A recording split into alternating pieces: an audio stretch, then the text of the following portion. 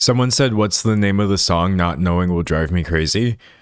I named it Second Form after the sample that I included of Tanjiro from Demon Slayer saying Second Form. So yeah, that's the name of the song. But sadly, you won't be able to use that information and look it up because it's by me and it's not online. Hi everybody, how are you all doing? I hope everyone is doing well. First of all, thank you so much for showing up today.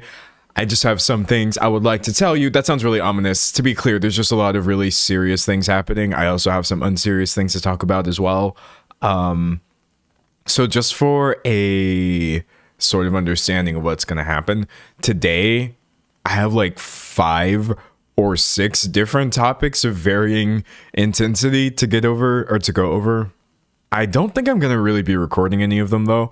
On Monday, I will be putting up a video about, actually it's local news to my state, and it's about a wedding photography scam and a wedding photography company that defrauded people out of $750,000. It's actually kind of crazy. So that's exciting, but I truthfully just didn't really want to go over that today because that's not what anybody online is talking about for the most part. The vast majority of pop culture spaces are discussing last night's news of the United States jointly with Israel striking Iran, which, if you're thinking to yourself, why is D'Angelo talking about this? Truly, there's no reason not to. This is where people are. I'm not, I guess, on that timing anymore of just shying away from things because they're difficult or whatever. This is the news. Obviously, this isn't pop culture at all. I'm just saying there's nothing really else that makes sense for me to talk about. Well, no, there are other things too, and they're also really bad. I would like to talk about ChatGPT and Claude. I would like to talk about Scream 7 and some things that are happening there with people suggesting that you boycott the film, etc. But yeah, I would truly, I'm telling you right now, it does not make sense to sit here and force a topic when I don't think that's what the vast majority of people really clicked into this stream for, if that makes sense. Yeah, so anyways, hello everybody. Somebody said, what's Claude? Claude is an AI LLM. It's like ChatGPT or Google's Gemini. Someone said I had already planned on boycotting Scream 7. Yeah, I had been like, I was not going to watch that one because the main reason that I wasn't going to watch it happened a long time ago. It was like a couple years ago when they fired Melissa Barrera. We'll talk about that a bit. Someone said Dead Domain did a review of it and they were harsh. Well, I have also heard that it's just not a good movie, which is never a good thing. Never a good thing. So yeah, we can talk about that. Someone said, D'Angelo, this is my first time catching a live stream, so I don't know if you've already talked about it, but have you seen the discourse around Jim Carrey? I think that's a good place to start. Yes, I've seen the discourse around Jim Carrey, and I promise you, wait, my computer is off, so I can't even pull up a picture. I promise you, I don't have that strong of an opinion. Jim Carrey looks a little different than the last time I saw him out in public, and you have a very vocal portion of people saying that's not him or making jokes about him being cloned. He really only looks somewhat different to me. I don't really care. As long as everybody is happy and healthy or whatever, that's kind of how I feel about Jim Carrey. But yeah, there's a lot of talk right now. It's like, Jim Carrey, he was at some sort of award speaking in French or something like that. That was more surprising to me than anything. Recent appearance. I don't know, man. Oh, here we go. Look at this. Jim Carrey sparks unrecognizable comments. People saying there's a death or a body double because he looks different or he's being overanalyzed. Sorry to pull TMZ. That's insane of me to do. He does look different. He looks a lot different than the last time I saw him. But like, man, he's also older. And even if he did get work done, that doesn't matter at all. I think Jim Carrey will be fine for sure, for sure. I will say that some people, I think like I'm really, really, really slow to hop on the train of, oh my god, someone's appearance has changed, especially after, and I'm sorry that if this seems like a really big jump, but especially after what happened with Chadwick Boseman, rest in peace for real, for real.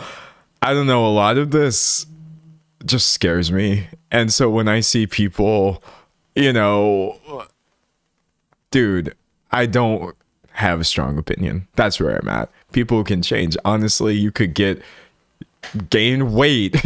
You could get filler if you want. There's some medications that will make your face change in the sort of pop culture sphere where I personally am just like, dude, I promise you, Jim Carrey's face does not warrant a video. And I'm not blaming the person who brought it up.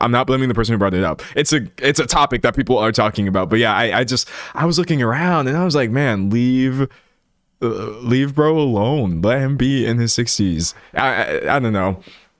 It's wild, man. Sometimes you never know what's going on and should leave people alone. Yeah, no, that's where I'm at personally. That's just me. Some people really have to stop speculating on other people's outward appearances. Well, it never ends well. That's the thing. I don't like, when are we ever actually going to learn this lesson? It just never ends well. Someone said, isn't he an anti-vaxxer? I don't know. I honestly don't follow Jim Carrey that hard. I will say though, like, whether he is or not, definitely my point still stands. You know what I mean? Someone said, why do people care so much? Why do we care? I guess because on one level, like, we're made to care when all of your, or so much of your value is tied to like your outward appearance, and it's not a good thing. But yeah, that's all I've got to say on Jim Carrey. Dude, I don't know. He could just be older, or he could have changed something, and it doesn't matter to me in the story, in the discussion. Can I give you a little bit of good news? Because I'm not just here to depress you all for 4 hours, I promise. I would never go live with the Doomer stream. I got an invite. I don't want to say where in case it doesn't work. And you would probably not see the thing that I got invited to do for like literally months. So I'm not like, don't worry about it. You should probably try to forget what I'm saying. But yeah, somebody reached out and I was like, oh, I can do that. Probably that might be a little difficult schedule wise, but I'm going to move things around on my schedule and go try to do the thing that I got invited to. And I think it would be pretty neat. But we'll leave that there for now. Okay, we'll leave that there. And it's nothing crazy at all. Whatever you just imagine, I promise you it's nowhere near as interesting. I'm not trying to be mysterious. I'm just usually like slow to give details about collaborations because they can fall through super easily. Oh, I have more news. Wait, I don't know where I put my sticker. Hold on. Stay right there. I'm going to go get my sticker.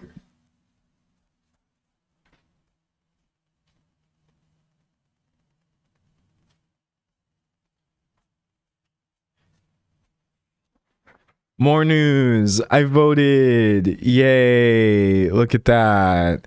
I live in North Carolina and we're having our well, I voted early actually, but we're having our primaries and I went ahead and knocked that out yesterday after I put the video up that you watched. I double checked that, made sure everything was good, and then I ran. I didn't run. I drove. And yeah, so that's a good thing, obviously. I have such mixed feelings. I have such mixed feelings about everything, and I had mixed feelings voting as well. It's just very interesting. Here, let me tell you. Someone said, oh, no, you're not late. Don't worry, you're not late. Someone said election day is March 3rd for North Carolina. Yes, please. Your deadline has not passed. If you live here, you should vote. One thing I will say is that there was like essentially really, really progressive people on the ballot that are not likely to wind up showing back up in the general election, which makes me sad, but it's nice to have a primary election where you can vote for these people anyway, you know what I mean? And say, actually, no, I very much would like to see this person as an offering. I think that there's so much like understandable concern about, you know, the two-party system that we're under, but essentially any change that I would want to see happen in my party, I would have to make apparent. So that's what I did essentially with my vote of saying, oh, this candidate right here actually does represent what I see. And I'm not just going to capitulate and vote for the one that I think is more likely to get elected, because it's a primary election. So I really hope that it sends a message. I don't know, man. Voting is so mid. I mean, wait, that sounded bad. You know what I mean? It's like it's mid to have hope and to know that things are going to change very slowly. That's what I mean. Voting is not mid. It makes me feel mid because I just get really tired after it ends. I came home and crashed and I was like, I'm so tired of everything. But yeah, voting is not mid. Voting is actually lit. Go do that if that's something that, you know, is currently in your jurisdiction. Woo! Someone said it's so good and so terrible. Yeah, no, it's so yeah, I voted, I went to bed, and then I woke up and everything on my news feed was like the United States has jointly with Israel struck Iran. And then I was like, okay, buddy. So, you know, I have some power in some places and I don't have power in 99.5% of other places. While my intro song was playing, while we were waiting for me to join, I saw somebody in chat say, it's hard not to be a doomer. Yes, I agree. It's difficult not to be a doomer in this climate, because here's the thing too, is like, you really, someone said, I know, I checked NPR, like, is this a joke? I'm so scared. Well, it's disturbing, right? And wrong. Yeah. That's the thing, is like, I was talking about this recently with a friend, where the things that I used to be able to, how to word this? I really got to make sure that I'm wording this in a way where I'm conveying what I'm actually trying to say here. I guess it's like, it's very contradictory when I have two main goals in my life, which is to know things that way, because knowledge is power, and also to protect what little piece I can find simultaneously. It's very, very tricky waters, because then it's just like, which one do I do? Do I consume every single thing about this situation, that way I know what's happening? Or do I like say, okay, hold on a second, because it's not like mentally I can't immediately fix this within the next hour, so I don't need to fill my time with this right this second. But then like, as you're trying to gather your bearings, you're thinking like, am I ignoring, you know what I mean, something that is so serious? So it's all a lot. And what can you do? Someone said ostrich mode is not an option. No, and that's not even an option that I'm presenting. I'm not saying like you just ignore everything that's happening. It's just like, you know, in the aftermath of getting stubbing your toe or getting struck in some way, where you have like that 1 to 3 second period where you're just stunned. I don't think that we talk about that enough. That's essentially what I'm referring to. I woke up today and I was actually genuinely stunned, I guess. And so I guess maybe I'm still reeling a little bit. Sometimes I also feel like other people are much faster at gathering their bearings after each of these events. You know, I see people hitting the ground really fast and I'm like, I agree and I appreciate that, but sometimes I feel so, I don't know, slow. But I'm not going to be, you know, left behind. I'm very much here with everyone. And I'm sorry if this all just sounds stupid or whatever. I'm sure you on some level understand what I'm saying, but yeah, categorically this is a horrible thing that's happened, and I understand why people are talking about this and why this is the main conversation, and I support that for sure. Can we talk about ChatGPT? Someone said I'm late. What's going on? Oh, we're talking about a bunch of things right now. But I would like to tell you a mini story about what happened with ChatGPT and Anthropic, because it's very sad and disappointing. I mean, as if I could really be disappointed in an AI company when I already did not have any sort of expectations for them. My expectations were truly in hell, okay? But here, I don't have an outline for this. I'm literally just talking about it. Essentially, so for those of you who don't know, ChatGPT is ChatGPT, and there's another one that is similar to ChatGPT called Claude. Okay, another chatbot over here called Claude, and the government. Here, let me just pull Claude government. Let me pull a source on this before I start telling this story, because I don't want to get any of these things wrong. Hold on, wait. I guess I got to put like OpenAI Anthropic instead of ChatGPT and Claude, because it's not gonna come up. Okay, here we go. Yeah, so this is pretty insane. Essentially, thank you, PBS. The defense secretary told Anthropic, Claude creators, hey, it says, open the company's artificial intelligence technology for unrestricted military use or risk losing its government contract. So, a lot of big words. They were using Claude, or whatever Anthropic was offering them, probably something a little bit more specific. And I guess defense secretary didn't like the fact that they have guardrails in place for you to prevent this from using it however you want. They're like, stop trying to have ethics at all. Just give us the purely unmitigated version of your software so we can do whatever we want with it. Unrestricted military use, which I'm sure would be only good things, right? And because Anthropic refused to do this, and they're like, no, you just don't have like full sale, right to use our service to do whatever you want. This fell through, and now the Pentagon has declared Anthropic as a threat. Oh, okay, I'm not signing in, but you can read the headline. They've been declared a threat to national security,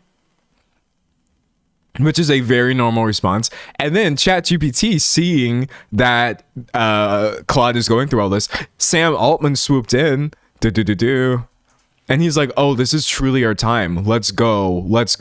OpenAI strikes deal with Pentagon hours after rival Anthropic was blacklisted by Trump. So, like, y'all.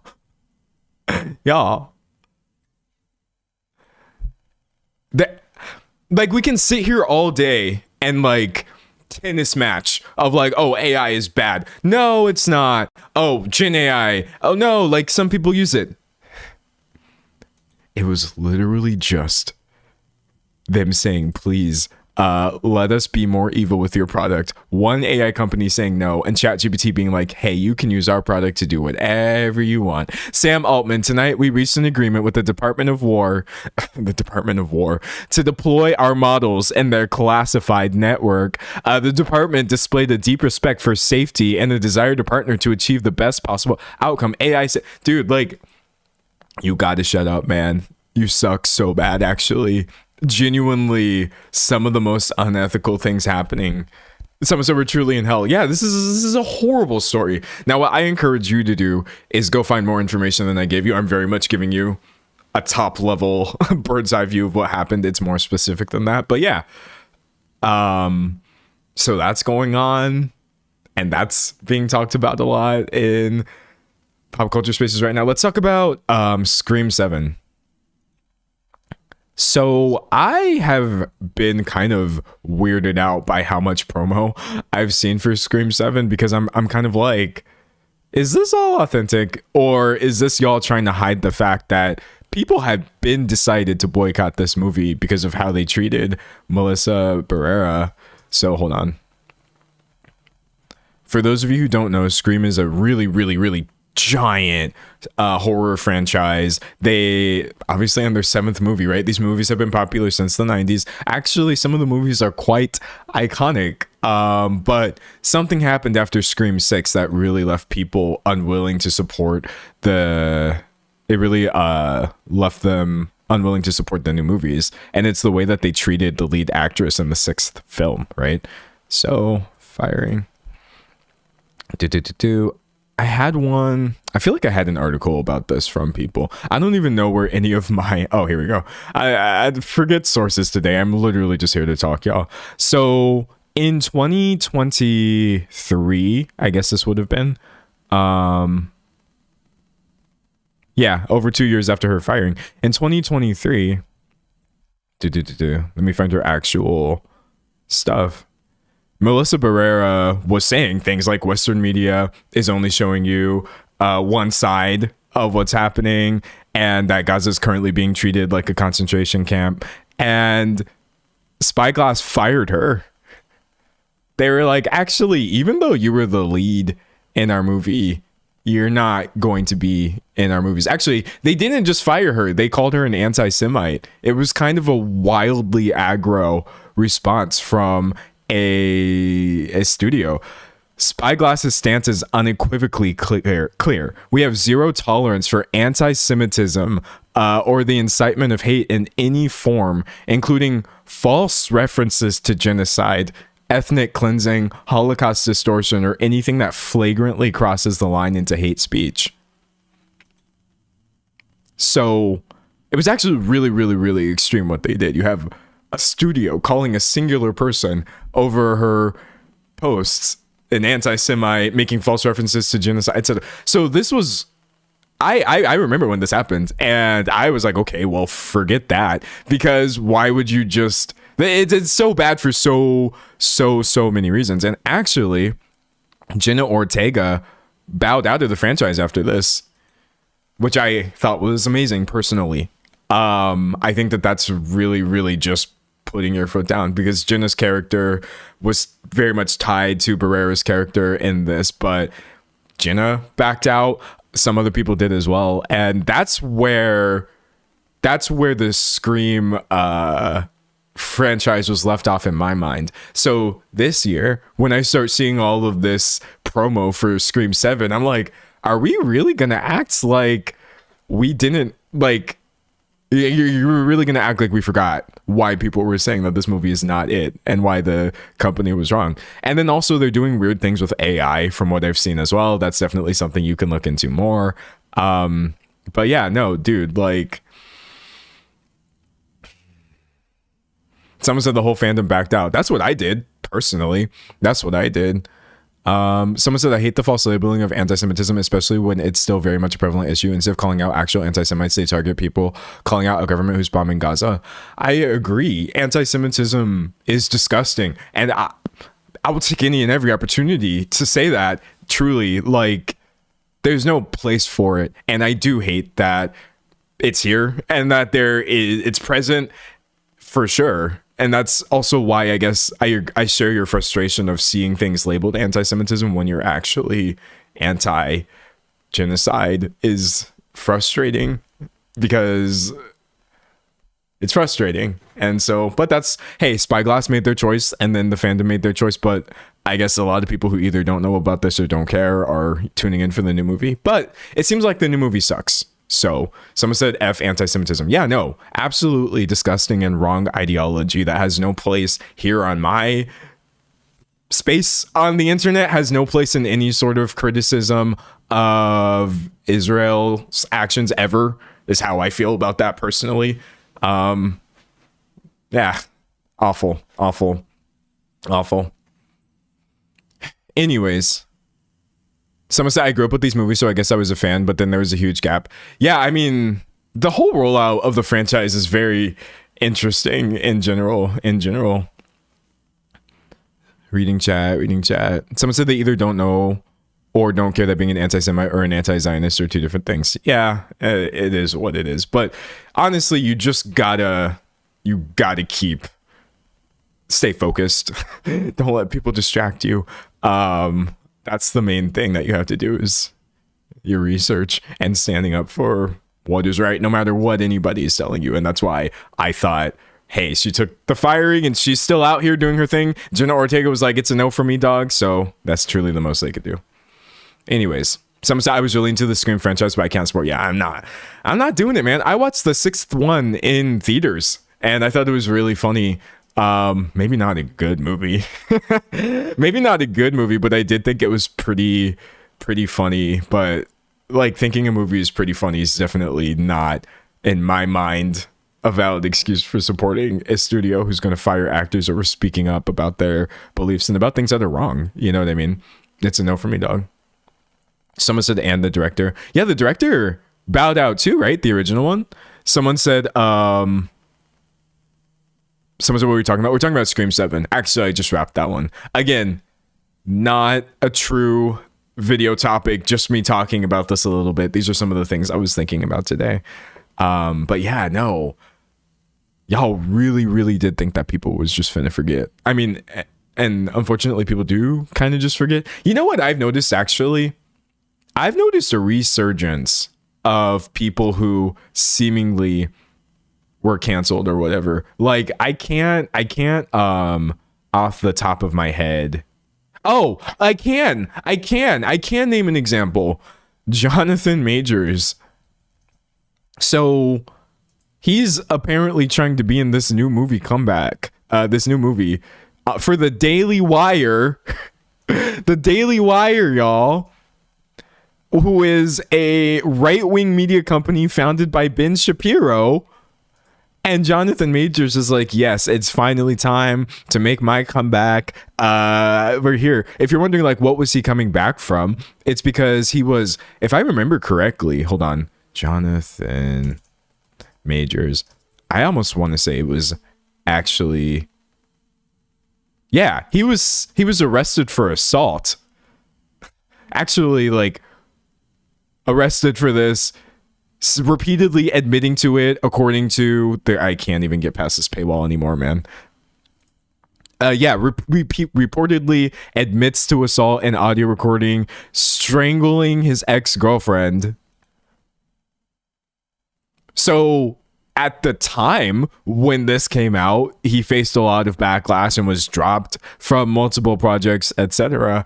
And now I guess he decided, you know what? It's been long enough. The current climate definitely, someone said, and found guilty. Yeah, no, went to court. Yeah, no, thank you for, dude, he is an abuser. He is, objectively. And yeah, it was a very short break that he took, because now he's like, I can just go work for Ben Shapiro. So that's a thing. Somebody for reference, like, I'll give you a little backstory. I hang out with like YouTubers and stuff, and I try to help them out when they need things. And somebody was asking me for advice on how to have a stream overlay like the one I have. You guys, right? Nope, wrong way. Nope. Oh, I have no depth perception. But you guys right here, this is an overlay that I created using software to match my aesthetic and stuff like that. And they were asking me for help. And they had this really like advanced, busy kind of thing going on. And I was trying to explain to them, like, oh, you don't even really have to do that. Like, let me go to YouTube really fast and I'll post some examples of really big streams in the gaming space, because this person was in gaming. So I go to YouTube and I'm like, let me just pull the #1 stream right now in gaming that they're showing me. And it was, I kid you not, it was literally Dr. Disrespect. I was like, you can't be serious. You actually can't be serious that we've got the 40-year-old groomer out here admitting to sexting a minor over Twitch's DM feature. Like, it's you right now, who I'm just trying to pull an example of a stream to help a colleague, and I get like Dr. Disrespect moment. So he's popping, like, it just seems like, it literally seems like everybody is realizing at this point that repercussions, They're not a real thing. No one can actually hold me accountable. All I have to do is make sure that my audience only has people in it who don't care if I did something wrong. So that's happening, which is just a cringe beyond cringe. Really, really, really bad. Sometimes I'm so tired. I'm very tired. Someone said, Dr. Disrespectfully fade into obscurity, please. Yeah, I'm there.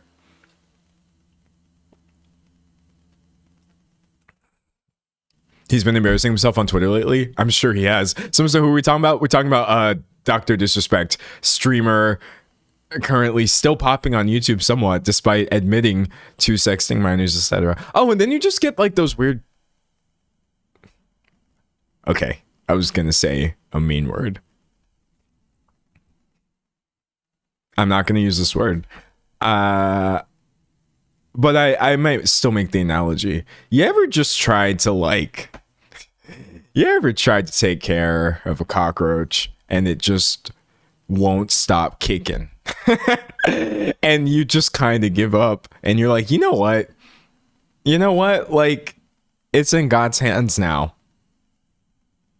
Whereas I would never directly call any person a cockroach because that's not nice.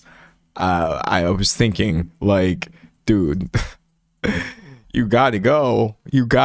How has nothing been enough? You know what I mean? I'm tired. I'm over it. I can't believe that James Charles is just sliding by all these people. Y'all gotta stop. And listen, I'm not like, well, actually, there's a pretty strong argument that maybe I am stupid, but I'm not so naive that I believe that just because people online were criticizing you for a brief time or an extended time or whatever, that means that your career is over.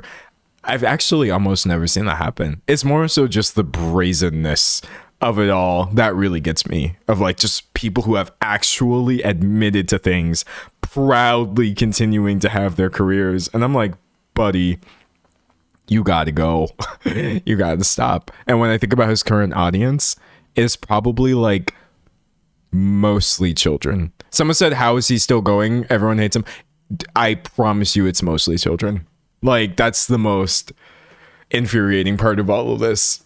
The thing that people want you off of the platform for is your sexting of children with the platform that you built. And so everybody stops supporting you, leaving only children in the audience. And that is why I think YouTube should step in. I genuinely believe that if you build a platform using YouTube and then you use that platform to harm people, you shouldn't have the darn platform. But whatever, people get really, really pissy when you start suggesting that deplatforming is an okay thing to do. And I'm just like, I don't care anymore. I truly don't care anymore. Someone said take the iPads away. Yeah, God. But yeah, so we've got all that going on. I wrote down some other things actually that I wanted to bring up. We've covered some things. We talked about OpenAI. We talked about I voted. We talked about I just looked at my list of things and I got pissed off. I got annoyed. Did y'all hear about Paramount and Warner Brothers? Did you hear about Paramount beating Netflix for that Warner Brothers Discovery deal for $110 billion? Actually, they had to pay Netflix almost $3 billion to buy them out. This is also a bad thing, y'all. More bad news. I'm sorry. But again, this is another thing that people are talking about in pop culture spaces right now would be Paramount, Warner Brothers. All right, great. Paramount Skydance wins bid to acquire Warner Brothers Discovery. Yay. Let me mute this in case we get audio. Warner Brothers signs a $110 billion deal with Paramount. This is not good for any reason. I mean, the monopoly of it all is one thing. Essentially, this deal gives them access to so many different properties that like should not be all under one house. I don't know what to call it. This gives them access to so many properties, but also you get the fact that Paramount right now is being transformed by the Ellisons into like Trump's favorite network, and everything is just going in a MAGA direction. Again, not here to actually give you a video essay type thing about it. I'm just here to say this is not good news either. Nobody should want this deal to go through. Someone said bye-bye free speech. Some more capitalist slop. Yeah, I remember when people first started using the word slop and it was funny, and then more people were using it, and then it got annoying and they're like, can you stop calling everything slop? But then we reached a point where everything is slop. Actually, like, I've revised my stance on the word slop. I think it's completely appropriate. This Paramount deal with Warner Brothers is going to effectively render every single property under this merger into some form of various slop, whether it's overt or, you know, covert. That's how I feel for sure. It's just bad. We're in the slop era. We actually are. I was wrong when I said please stop calling everything slop. No, everything wants to be slop now so bad. I saw listen, I'm realizing that this stream is flying off the rails, but at this point I really can't be bothered to care too much. I saw this article from Creative Block, I guess. Sorry, now the most random companies are about to get called out. So there's this Creative Block article that got recommended to me on my news feed about like AI in advertising and how, oh yeah, here we go. Only brands with a soul thrive in the slop era, why AI ads fail and what we can learn. Oh god, that's so scary. Talking about whether we like it or not, AI is permeating almost every aspect of our lives. While some audiences remain skeptical, AI ads are becoming increasingly popular. And I'm like, I've been seeing a lot lately this idea that you should stop like caring about AI because it's already happening and it's inevitable. And I'm like, this is a horribly defeatist this is a terribly defeatist mindset of, oh well guys, it happens and you've got big companies using it and what can you do? No, I just dude, I don't want to live in AI slop world where we just accept that this is a thing that's happening. This doesn't make any sense, man. Some said the AI ads are so uncanny. They're so ugly. They're literally so ugly. Like, I hate looking at it. I brought this up before and I will bring it up again. I, no joke, not like fronting here, I just hate looking at it. I have my moral objections to the usage of Gen AI as an artist, as somebody deeply concerned about its environmental impact. I have those concerns, and those are my primary drivers for my outspokenness against its permeation of every single outlet that I see. But I also have aesthetic sensibilities, and on a very vain and unserious level, I also just hate AI because it's so ugly.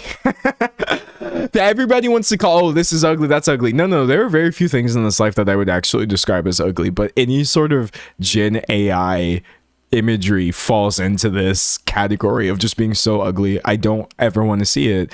Some say offensive to look at. Exactly. Based off of our last stream where we saw that one of the primary definitions of ugly is it's offensive to look at. That's another reason I hate AI. It's not even just because it's a bad thing for everybody. I just hate it. Someone said it's plastic looking. Yeah, no. Someone said it's not pleasing to the eye. It's not. We should not accept this. But what can you truly do? Also, I really love how even in this right here, which I guess is supposed to be some sort of ad or whatever, you've got not Wendy's, but Wendigs right there over my head. I love me some Wendigs, man. My favorite place to buy AI slop burgers.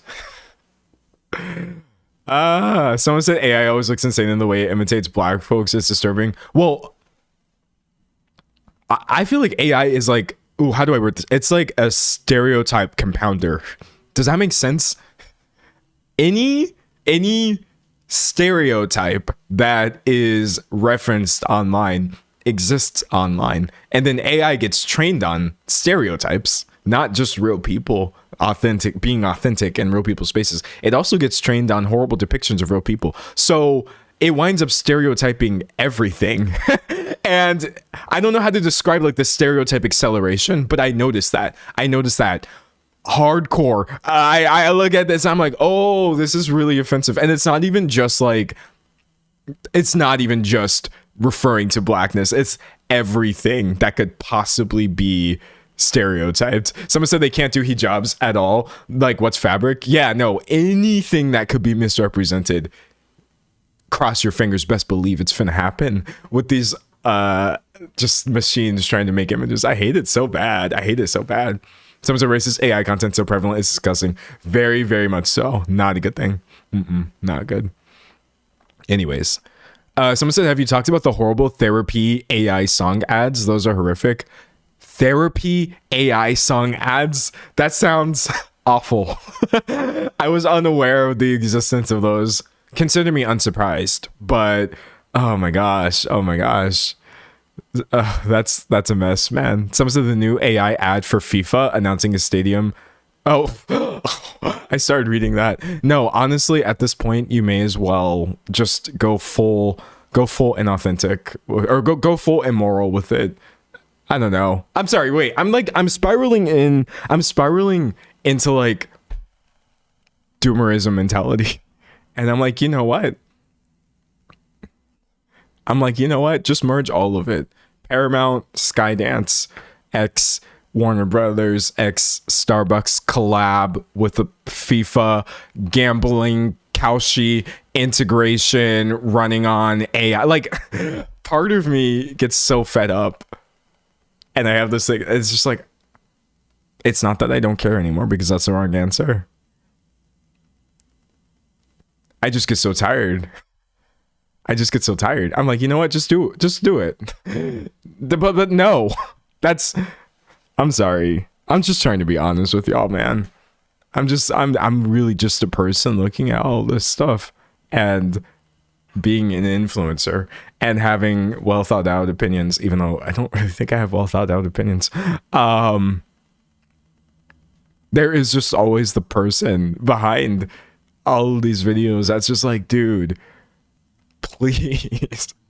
Someone said, I'm so exhausted, it's insane. Yes, it's just exhausting. And you got to balance it, or I have to balance it as just like, don't be inauthentic, but like, don't be a doomer. Don't tell people like, don't tell people, that everything is horrible. But maybe at what point is it just describing objective reality to say that everything is horrible? That's almost what I named the name of this stream. I don't remember what I named the stream, but I had put like I said we have a lot to talk about, right? But I had almost put like, oh, everything is horrible, let's talk about it. But then I was like, I don't want to be that guy. Like, oh, you're a source for everything is terrible, come join D'Angelo on a live stream where we all just sit around and feel like everything is terrible. Because I definitely used to fall into that category, or I used to think of myself that way, and it really sucked. But as everything is just moving towards this more extreme pattern, and I just someone said I'm kind of a doomer, but I'm working on it. I'm working on it. It takes active like thought to be to not capitulate, essentially. Also, that's kind of part of the reason I want to talk about Grimes. Some of y'all are like, what? Who? I told y'all that right now one of my fixations is the possibility of making a video essay, an actual video essay, not this fun third channel stuff we're doing over here, an edited, long, 90-minute plus video essay about the downfall of Grimes. And when I say downfall, I don't mean like, oh, her fans, I don't know, they don't like her music. I mean her complete embracing of Elon Musk, AI, all this nonsense, right? But one of the things that she did that is so weird that I don't think people talk about enough, Grimes, the musician, a few years ago made this really weird, like Elon Musk worshiping song called "We Appreciate Power" that is genuinely one of the most dystopian things ever. And listen, you're gonna have people saying, D'Angelo, this is satire. She was satirizing things. No, no, no, no, no, no, no, no, no, no, no, no, no, no, no, no. This isn't satire. Because she, in her personal life, turned around and started embodying every single lyric in the song. Y'all got to see some of these lyrics to "We Appreciate Power" by Grimes featuring Hannah. The chorus: "What will it take to make you capitulate? We appreciate power." We appreciate power. Essentially, simulation, give me something good. And like, it's, when this song came out, I really liked it. Someone said that's one of my favorite Grimes songs. No, me too. Me too. I like cyberpunk-esque dystopian science fiction. And so in my head, I used to have, what will it take to make you capitulate? We appreciate power. But seeing that Grimes actually genuinely started embodying this in her real life. People like to say that we're insane, but AI will reward us when it rains. Pledge allegiance to the world's most powerful computer. And so sometimes when I'm just going about my day, I just hear in my mind, just like an echo, like, what will it take to make you capitulate? It's so strange. It's so strange that this is a song from 6 years ago about just give in. Because all of this is happening, and you might as well align yourself with the people who are going to be in power. Obviously, it's still artwork. So I'm not saying, oh, Grimes should never have released the song. I'm just saying this was really a manifesto. She really released the song and then used it as an instruction manual. And that's why I'm deeply on board with talking about Grimes, because here's the thing.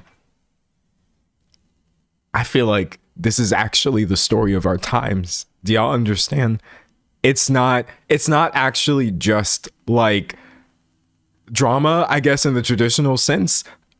I genuinely in my head have thought more and more about her career. And I'm like, if I really did have to pick the perfect allegory for the loss of authenticity in artwork and its embracing of all of these honestly anti-artist tendencies, its embracing of capitalism and its alignment with, billionaires, it's Grimes. She's the one. She's definitely the one. So yeah, I'm very excited to talk about that. But again, you're not going to get that video for at least 6 months. At least 6 months. So don't go around looking for it. Someone said those lyrics are extremely eerie. They're just so eerie. Listen, if she had done this and then she puts out a statement later and Grimes is like, oh yeah, I put out a song called "We Appreciate Power." Guys, it's a song. I don't support AI. I'm an artist. I create music. No, that's not what she did. Instead, she partnered with 11 Labs to create Grimes AI. Oh, I didn't think that this would actually be a website. Yeah, what she did a few years after releasing the song, how do I search for it without just going to the website? Images, no, news. She created an AI version of her own voice and started licensing that out for other people to use. She turned her entire legacy into AI, despite being a quite well-respected producer. And I just, as a producer of electronic music, I find this to be so unhinged. Grimes says she has AI psychosis, recommends you should get it too. There's no way. There's no way that she said that. Oh my God. The thing about AI psychosis is that it's more fun than not having AI psychosis, she says.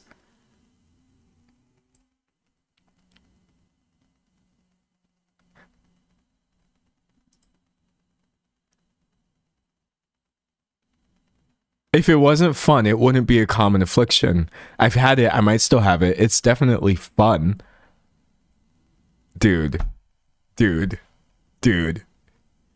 So, again, I would very much like to talk about how her image changed. The part of the reason that's going to take a lot of research is I really have to establish kind of her position in music before this change started happening, because I feel like she used to occupy this very plucky, honestly kind of unique space. That's the thing about Grimes, is she's always worn her inspirations on her sleeve, right? But people definitely considered her to be a unique producer among the electronic music space. And so going from that to this is just like, but yeah, I'm sorry.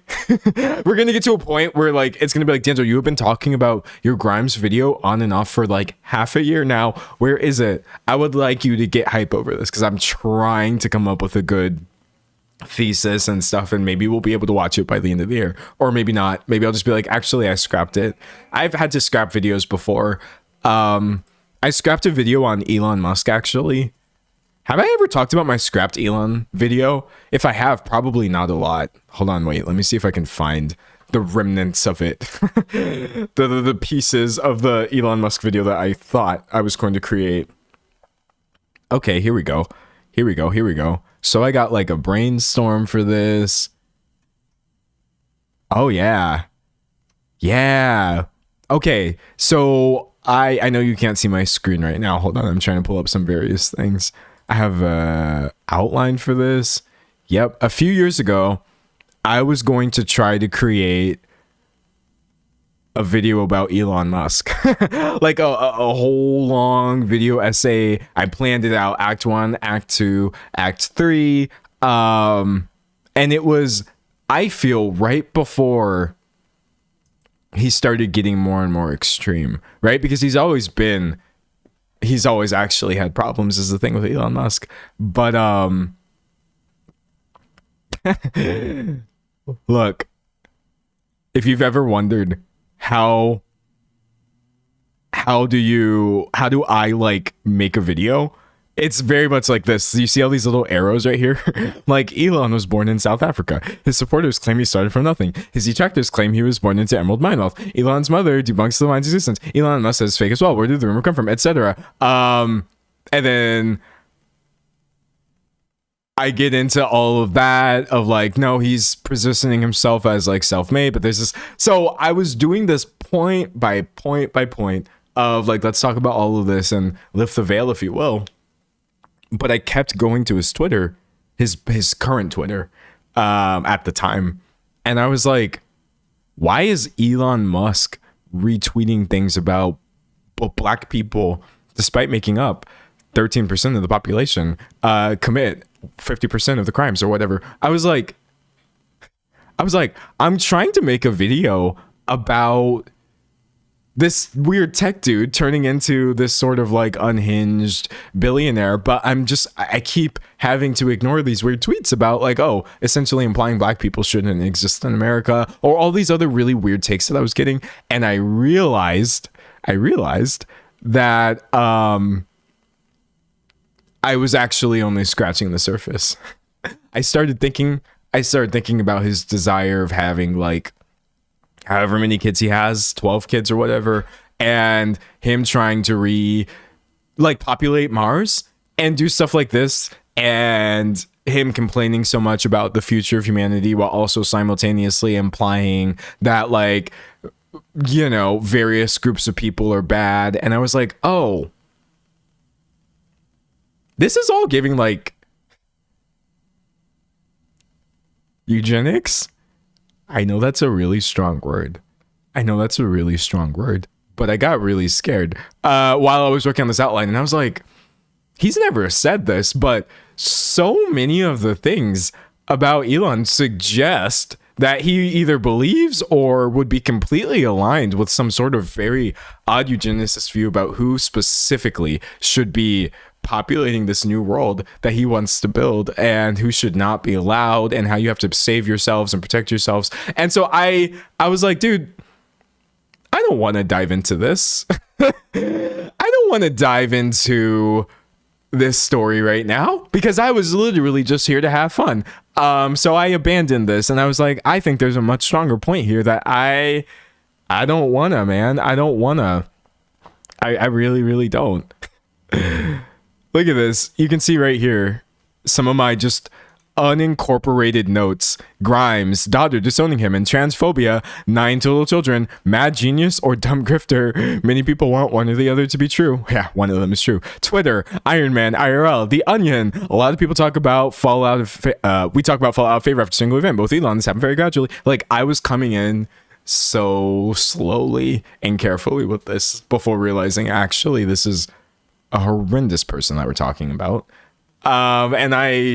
It would take so much more, I don't know, ammo to really unpack a good Elon Musk video that is actually useful and not just a repeat of existing ones. So I abandoned it because, contrary to popular belief, it's not views over everything. It's definitely views because my job is to get those. But I was like, even though I feel like this video would do well, I'm going to hate myself. I'm going to hate, like, every aspect of trying to learn about this, and I'm gonna like the hatred. I just didn't want to feel it, so I bailed. And that's just what happened with my Elon Musk video. So you know what, honestly, if you ever wonder, like, oh, sometimes D'Angelo says he's like working on things and then they disappear, it's very much because of that.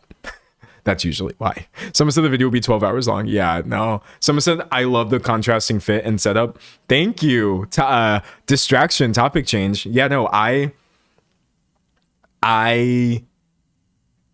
it's part of my whole thing that I'm doing right now. I've explained it a little bit, but essentially someone said the Grimes video sounds more fun. Agreed. My whole aesthetic, both visually and intellectually, even though I hate that word, it's too big of a word, is that multiple things can be true.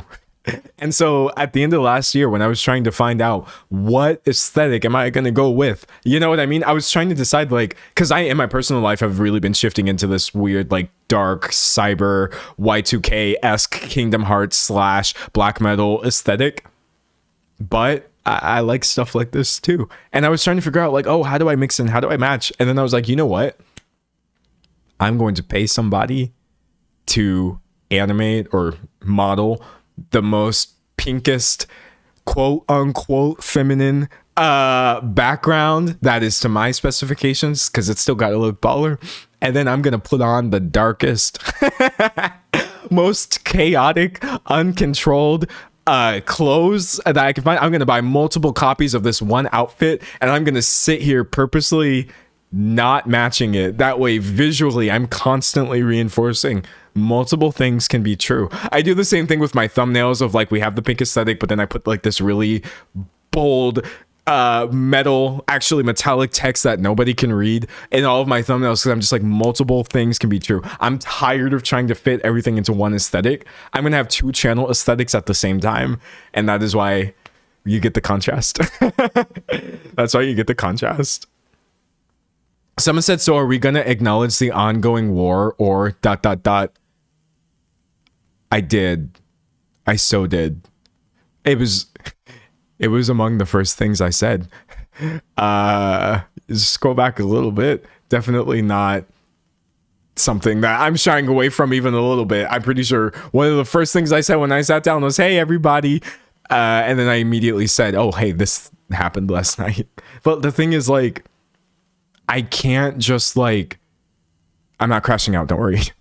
I can't, like, talk about everything constantly. You know what I mean? Like, definitely acknowledge and condemn all of these things for sure, but, like, if you hop onto a live stream and you know that horrible things are happening, but I'm sitting here talking about, like, my outfit or the background or whatever, it's literally just because I'm not, like, I don't know, dude, I'm not like a news team. I'm not like CNN, CBS, NBC, NPR, AP, Associated Press, like Reuters. I'm not like a group of people who has the willpower or, like, energy to constantly be focused on this one thing. Literally just one dude who still has other things he has to worry about besides the horrible things that are affecting us. But yeah, no, like, yeah, we can talk about it and we'll continue to do so. There's just other things that are happening. Actually, I saw recently a comment, and I don't remember what it was on, just think of some sort of pointless internet controversy, like, someone published an article and somebody else didn't like what was in it. It was really not that serious at all, and one of the comments said something along the lines of like, I hate that we care about things like this at all when, and I forgot what they immediately mentioned, maybe like the Epstein files or something, when currently the Epstein files still need to be released in full and all these people have not been brought to justice. And somebody under there was like, I definitely hear what you're saying, but it's also really important to not 100% of the time focus your personal mental energy on things that are depressing that you can't immediately fix. You should know what's going on with the files, and you should know what the United States and Israel jointly did last night, teaming up to strike Iran, which is wrong, obviously. You should know these things. You should be calling these things out. You should know broadly what's happening, and more specifically as you educate yourself. But like, it is also definitely okay to chill in the interim. You got to do it, or I don't know. I do think right now too, I'm seeing that like I'm really realizing there are just some people are really built different, because I have some people in my life who actually are 100%. Does anybody else have anybody in their life right now who's 100% locked into constant the news all the time? I started realizing, because at first I was thinking like, oh, this isn't like a real thing. Like, nobody is like 100% constantly locked into the news. Like, nobody can operate that way. But I started looking back at some of my conversations that I've been having, and I'm like, oh my God, you actually like I understand why, for sure, and that's not a wrong thing, but I'm just like, I can't, like, I would shut down. I would really shut down. Someone said I am that person. I understand. And there's nothing wrong with being that person, but what I think happens is a lot of times some people like that will then see people who are, maybe, I'm not blaming all of y'all, because y'all don't do this for the most part, which I appreciate, but some people who are able to do this, or maybe it's against their will, which is really unfortunate, will then see people not talking about these things and then say it's like a distraction or an avoidance or this, that, the other. And it's like,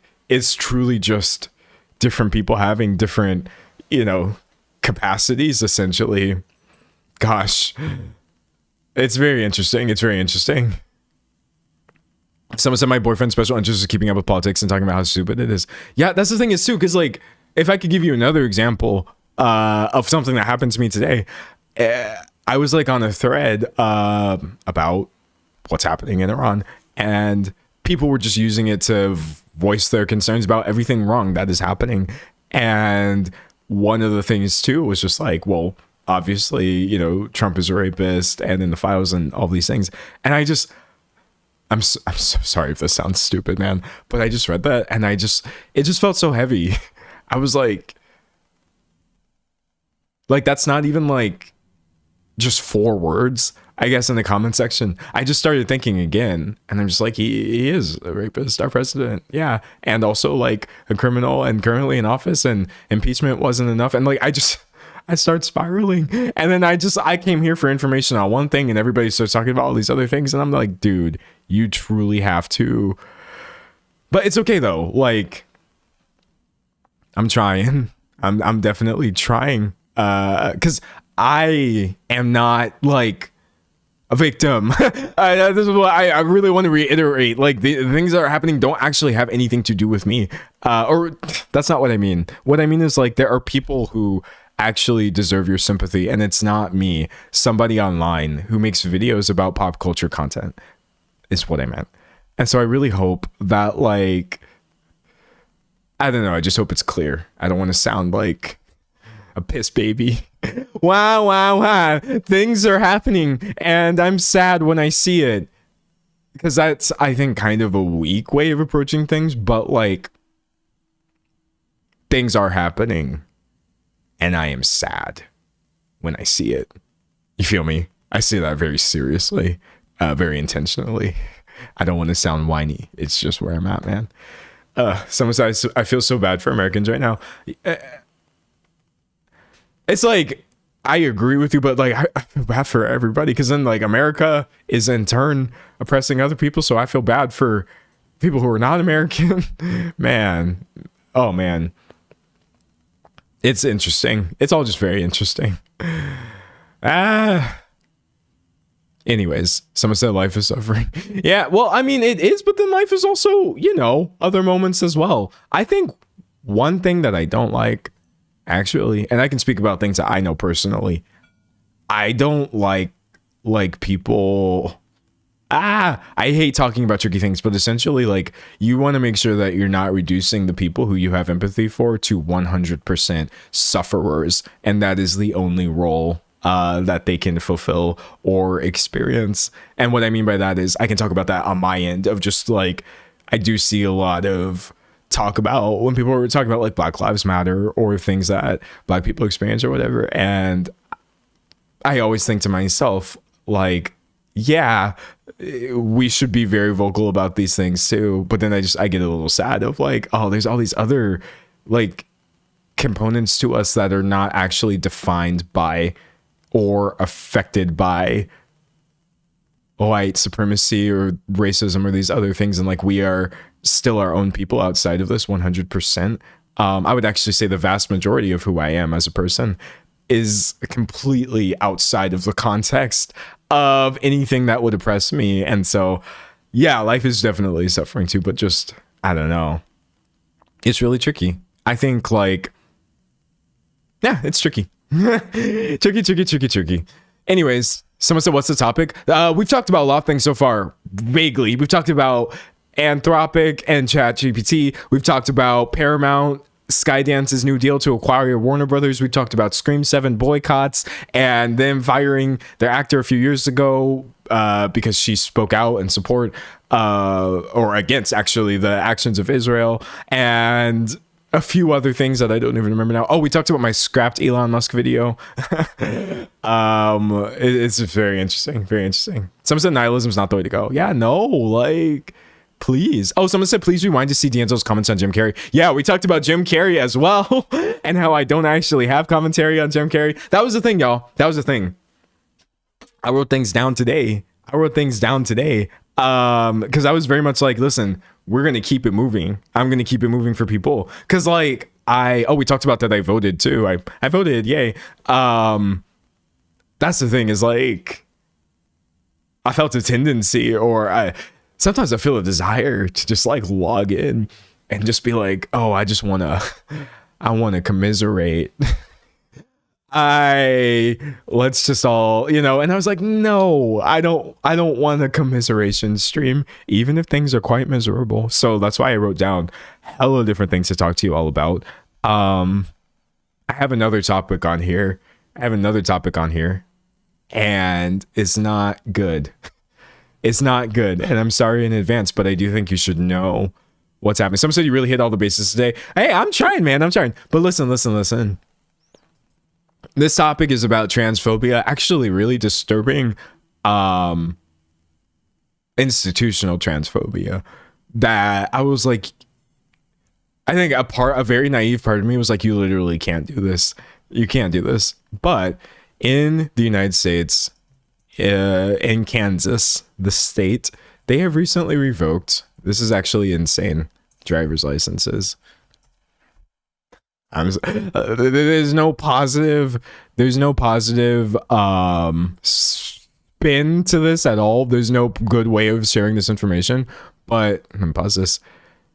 Kansas revoked the driver's licenses and birth certificates of over 1,000 people because those people had updated identification that had their current, you know, gender on there and stuff like that. But Kansas was like, no, actually, you have to go back and change it to what you were assigned when you were born. And so 1,000 people have invalid IDs, and they're also being made to pay for it as well. So it's like, oh no, you have to pay to go update your license and update your birth certificate. This is like, I think I saw something about it on Reuters that was really good. Yeah.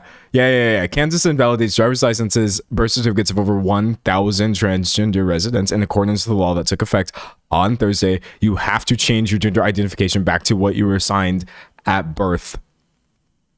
And you're now banned for ever changing your gender on your actual government documents ever again. And affected residents must pay for their new driver's licenses.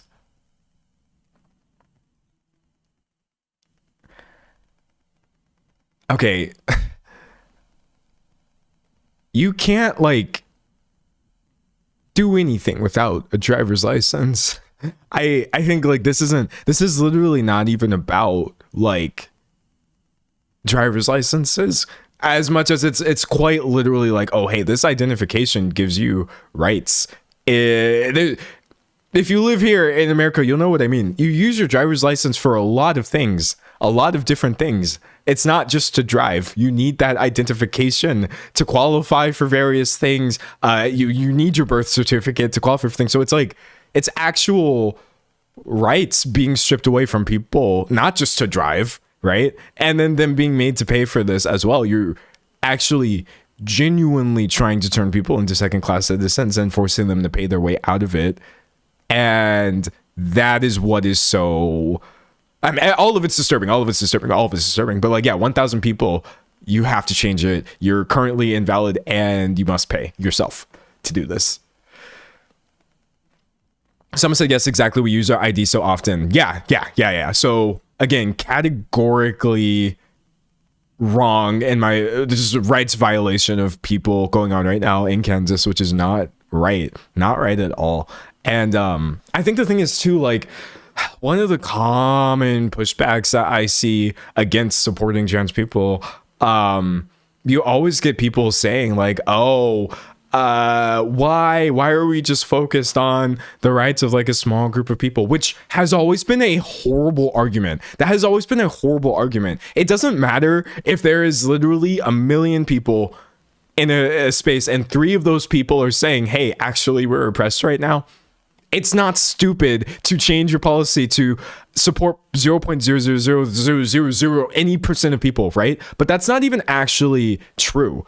There's constant push to make it seem like nobody actually is being affected by these things. It's too small of a group of people to actually care about.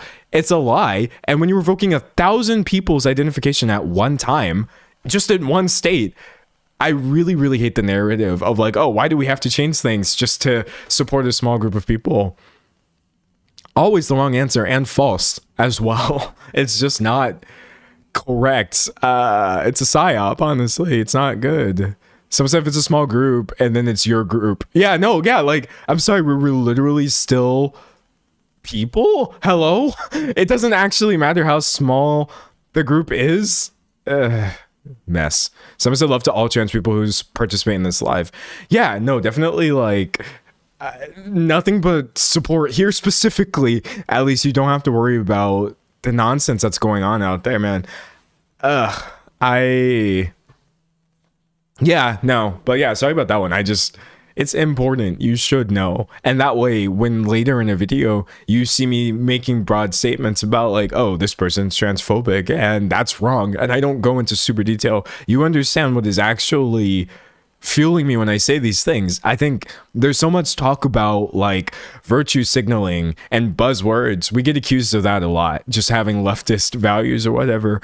A lot of people say like lean left, being left leaning. I fell. I was left leaning. I fell. I face planted into leftism. And one of the biggest things that they'll tell you is like, oh, you're just saying words. You're just saying words. When I say transphobia, it's not a buzzword because I was trying to dunk on somebody because they said something on Twitter I don't like. I'm always thinking about 1,000 people getting their rights stripped away at a time. And in one place, it's so much more than 1,000 people. These aren't like buzzwords. They do mean things, I guess. When I say like, oh, this is racism, and people get mad at me for bringing up racism for the 5th time in a video or whatever, it's like, but it is manifesting in real ways that are disenfranchising people. This is pretty much the definition of disenfranchisement. And that is, I guess, why I care about these things. And I know that I'm preaching to the choir, and I'm sorry. Like, it's none of you who are usually criticizing me about this, but it's frustrating for sure. Definitely frustrating. Someone said, well, radicalized you basic human decency. Yeah, essentially.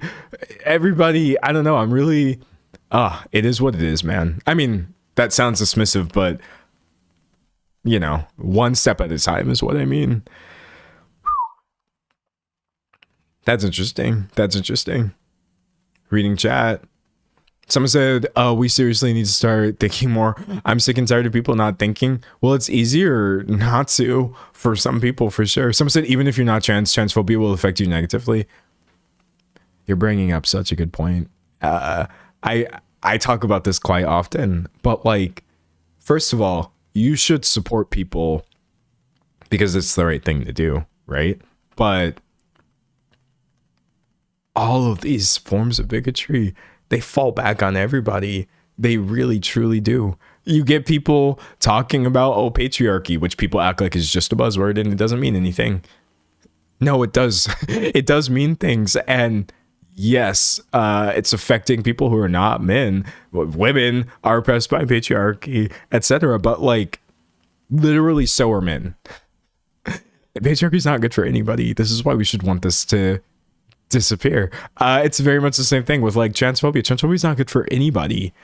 It's, even if you are so self-serving or whatever that you just can't do things for the right reason, you should still actually logically understand that things like this, someone having the ability to strip you of your identification for any reason legally, according to them, they believe it's legal, that's a bad thing. And then similarly, it comes down to like expressing yourself as well, like being a cis person, but you're still not even cis in the right way. You might get some of this blowback of transphobia, etc. So like, my heart is definitely always usually with people who are the most immediately affected by these things. But then I'm also just thinking, like, for everybody's sake, for everyone's sake, we should eradicate this like hatred.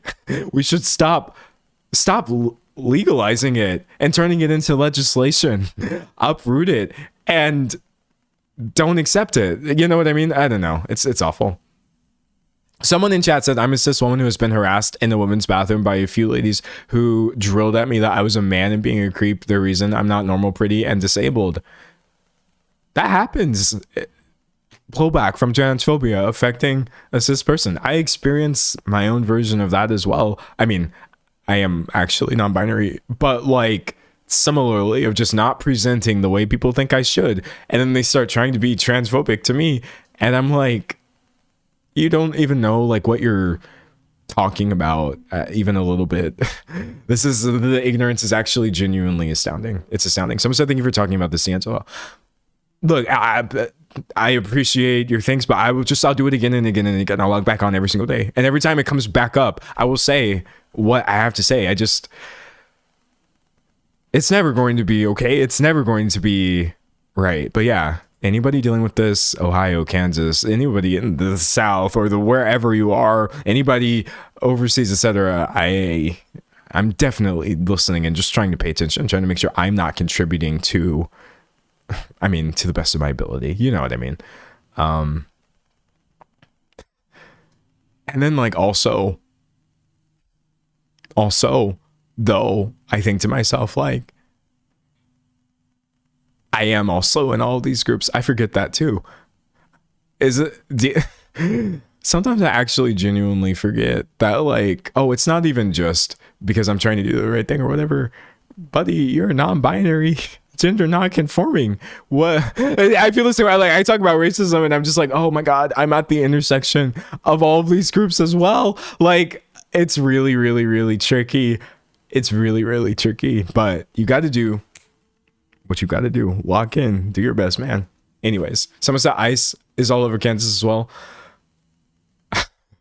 See, look, we've been live for 1 hour and 24 minutes. I didn't even mention ice, but that's another thing where that could be a whole other thing talking about. That's wrong as well. Similarly, by the way, the best example of blowback from bigotry just spilling out and affecting everybody, even outside of these groups. ICE would be an example of that, where I think one thing that I notice a lot when people criticize ICE, as they should, is that they say ICE is murdering American citizens. And yes, they are. That's a fact. It's also true, though, that no matter who ICE is murdering, they should be protested against. They should be abolished and protested against with the same ferocity, even if it wasn't actually like documented American citizens. Yes, this is a horrible thing that this level of unchecked violence has now spilled over and seemingly is affecting more people than it would have affected otherwise. However, the answer isn't just like, oh, we've got to, protect ourselves. The abolishment is the correct answer, because nobody should feel this unsafe. It doesn't matter who you are, etc. But yeah, that's ICE's example number one of this thing intended to target and terrorize people of a certain group is now also affecting people outside of the group. It's not good. But yeah, hopefully what I hope is that a lot of the people, and maybe I'm just naive, but what I really hope is that a lot of the people who are now like, yeah, we're totally against ICE because they're doing this thing with citizens. I really, really hope you evaluate the fact that people already felt this way. It wasn't like maybe the group that you're in. You feel me? That's one thing I'm really, really trying to keep in mind as I go through all of this. A lot of people right now are definitely acting like a lot of the things that are happening are new, and they're not new. They're not even a little bit new. Or if they're new to you, that means on some level you had the privilege of not being directly, exposed to it. But yeah, this isn't new. Actually, I have an unpopular opinion.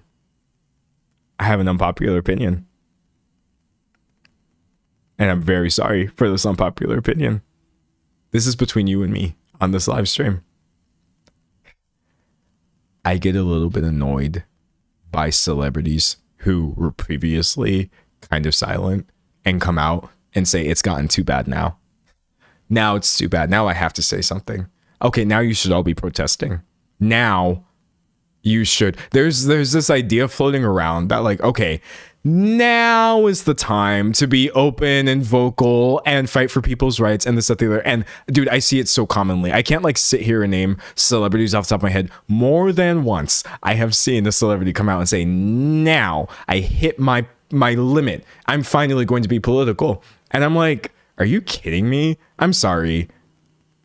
I know. Listen, I got to make sure I'm being really clear on this. I am actually not one of those people who's arguing for celebrities to not say things. I feel like you should have been saying things, because clearly if things could get to a point where you do feel like this is what you choose to use your platform for, how was it not at that point already? How? I'm so sorry. Like,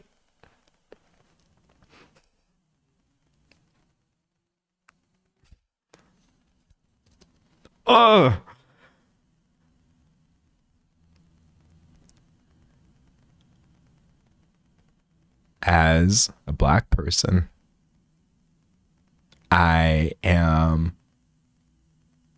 it's not lost on me that it took, for some people, the violent and wrong murder of a white person before they started taking these things seriously. Nobody should be murdered in the street. It doesn't matter, documented, not documented, but that element has been floating under so much of my intake of these reactions to I just thought it. That was the thought that I had in my head.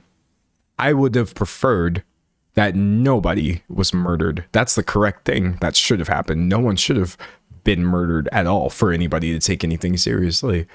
But yeah, that's interesting.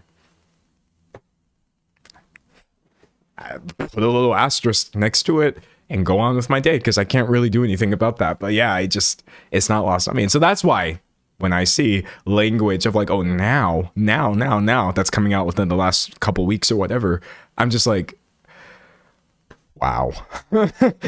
wow.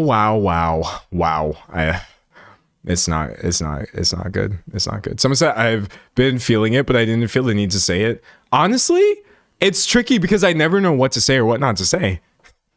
I could have just not.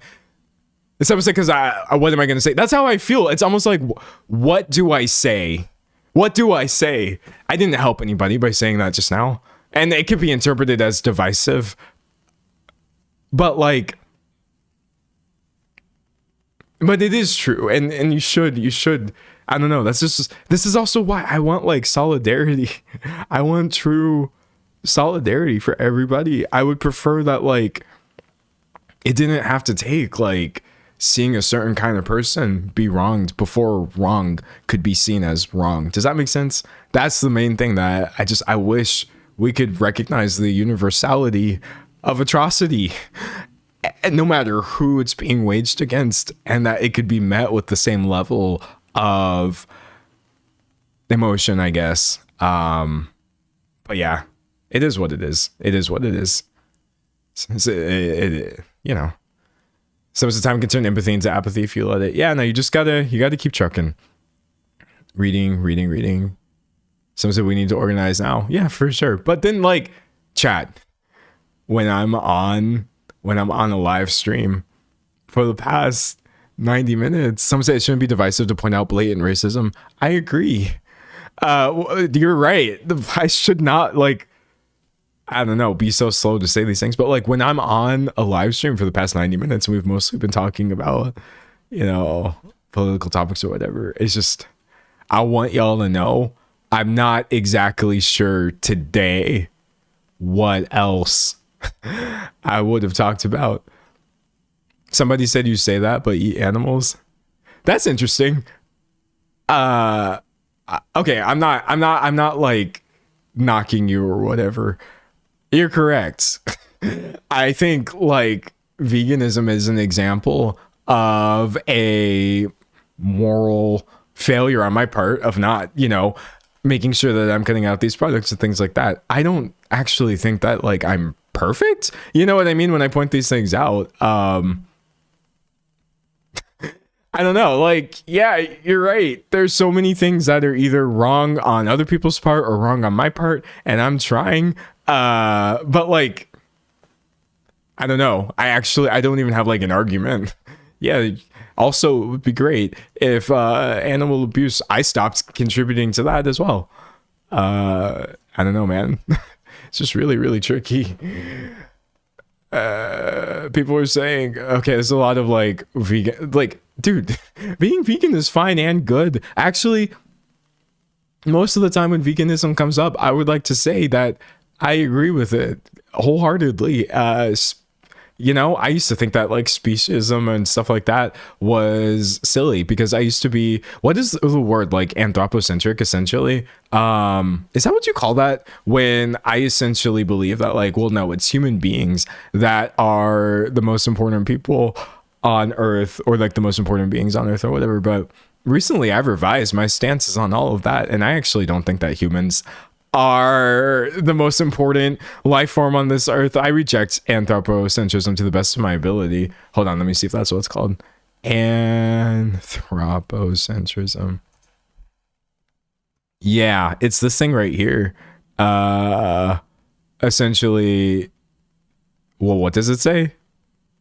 Human supremacy or human exceptionalism. Yeah, no, I definitely like, I've been trying to unpack stuff like that, but you know, I guess I'm trying. Sometimes as a vegan, think you get that. That's mostly where I'm at. Like I'm trying. I'm not like, I'm not one of those. I'm literally not somebody who's just like, oh, veganism's get out of here. Boo. You know what I mean? Like, you guys suck and you're wrong about everything. No, honestly, honestly, this idea sounds really radical to a lot of people. That like it's not human beings specifically that are the only ones and that have like full sail just right to do whatever they want to this earth in the name of any sort of suffering to any other life form or creature. I don't believe that anymore. But you know, I'm just trying one thing at a time. Sorry.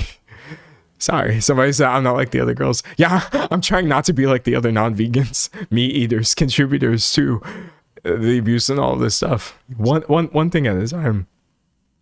Someone said if you can be vegan, you should be, but let's not act as, yeah, no. Someone said a lot of animals are proven sentient. Yeah, I think a lot of people misunderstand what veganism actually is. And in trying to educate myself on it, I learned actually that like many things that are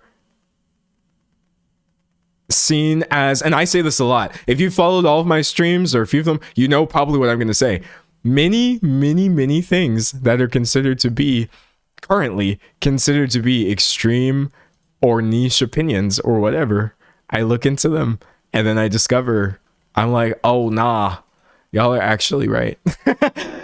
So veganism for me was definitely that, where like everybody in my life was like, someone said not being vegan does not equal anthropocentrism. Well, I agree, but my anthropocentrism played a part in me not being vegan essentially, because I had the thinking of like, well, it doesn't matter, they're just animals, you know what I mean? Which honestly, it is a pretty dismissive way of looking at things. I get kind of sad when I think about how I used to think about animals and stuff like that, because I'm like, what do I mean they're just animals? What makes me not just an animal? You know what I mean? But again, like one thing at a time. It is what it is. Anyways, but as I was saying, veganism is not the only thing that where the people who practice this or believe it get treated as crazy by society. Vegans are crazy. They're crazy. And then you look into what they're saying and you're like, where was the lie? Where was the lie? Someone said the live got derailed. No, the live didn't get derailed because I didn't come into it with a singular topic. We done talked about like, I think this might be our 8th topic today, because today is a keep it moving stream. Keep it moving. Anyways, can I say though that that's all I really have to say about veganism right now? It's one of those things that constantly turns into debates, and I'm just not a debate bro, man. I'm really not. I'm gonna educate myself privately and then try to adjust my perspective, bro. And you know what? Since we're here, a lot of people who aren't vegan are annoying about it, actually. I know that this is insane for me to say as someone who's not vegan, but I feel like I've been calling out everybody in this stream. I'm talking about those people who will be like, oh, I'm going to order a steak right in front of you. Look at me. I'm a meat eater. That sucks. I feel like because of this, sometimes people encounter people who are not vegans and are maybe expecting this sort of behavior from them. But I have always identified that as, that's just like you're acting like a child, honestly. There's genuinely no reason to try to antagonize people for their choices. You know what I mean? Like I've never ever really been one of those like, oh, anti-vegan, screw all vegans, you guys suck, I'm gonna eat 50 pounds of meat in one day because I'm really gonna stick it to you guys. And I'm just like, dude, this is so mid. It's not cool. Someone said those people are also weird. Yeah, no. Someone said A+ for educating yourself privately and updating your views. I'm trying, but yeah, no, I don't want to hop on live and debate nobody. Actually, there are some things I would debate people on. There's some things I would debate people on.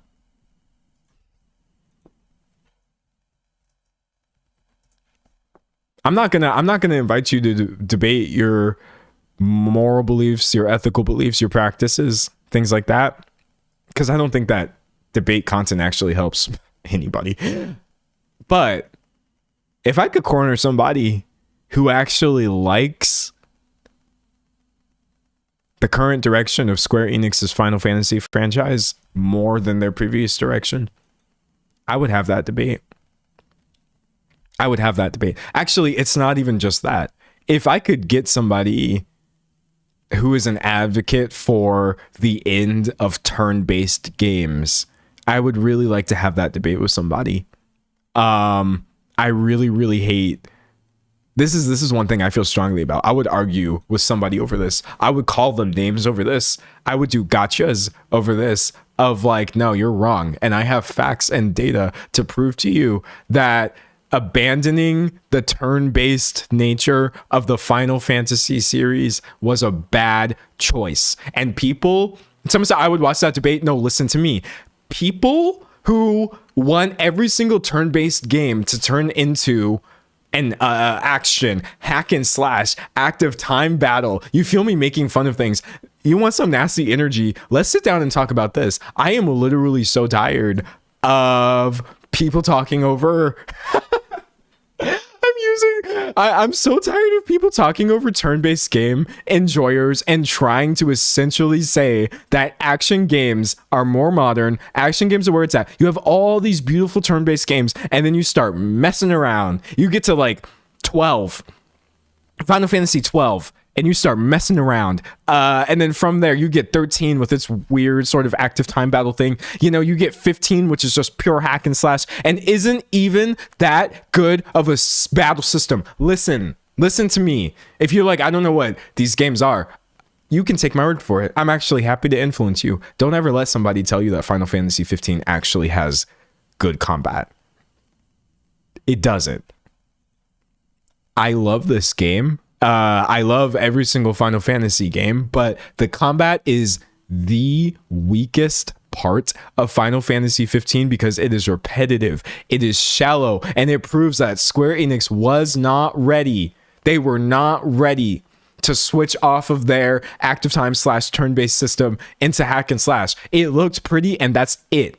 That's it. Okay? And then going into 16, which is the latest one, the only one we have right now, it was an improvement, and at least it felt a little bit less boring. But then you don't even have like a party in this game. Listen, I love Final Fantasy 16. It's a good game, but you don't even have a party anymore. It's just you, a sad emo. Why did I open it if it was just the same size? A sad emo going around hitting people with your magical powers. What happened to having parties? A group of people with you that, sorry.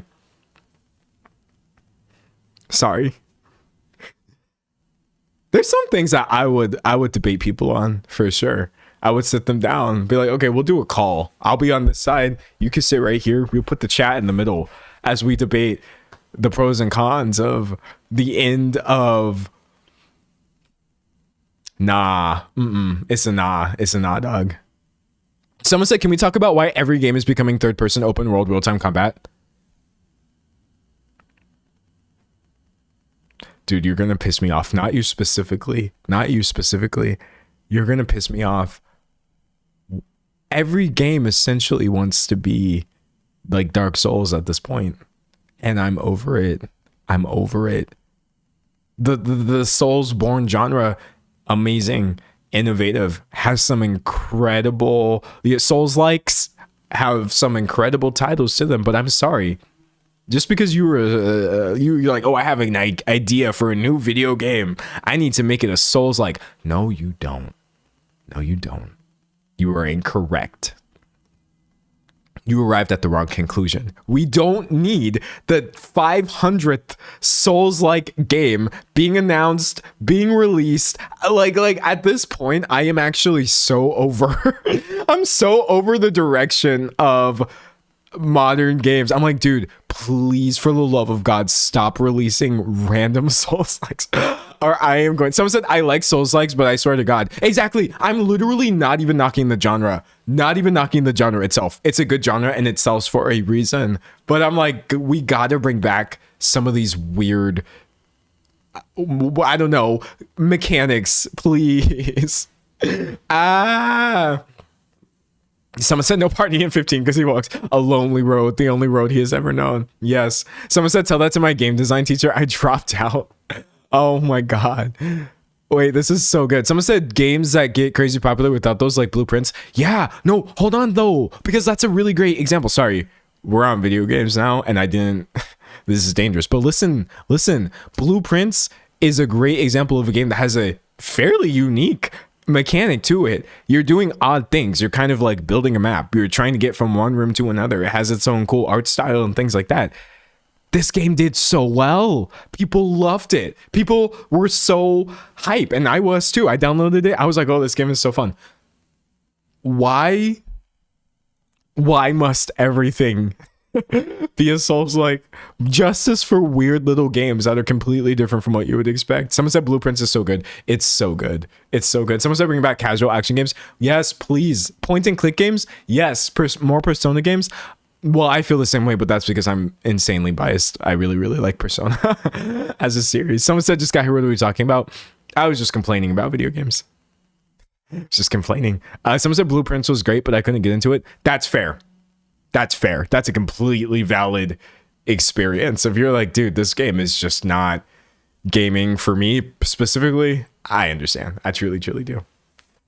Anyways, so said AAA games, I just want to be as realistic as possible now.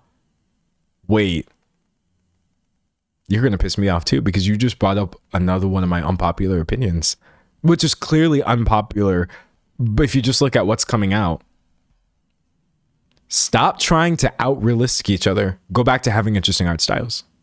I'm tired. AAA games, if I see a AAA game and it has realistic graphics, I get tired. I sleep. I take a nap. I'm like, let me just go to bed early tonight. I'm over this. I want you to spend that budget on having a unique art style. Do you understand?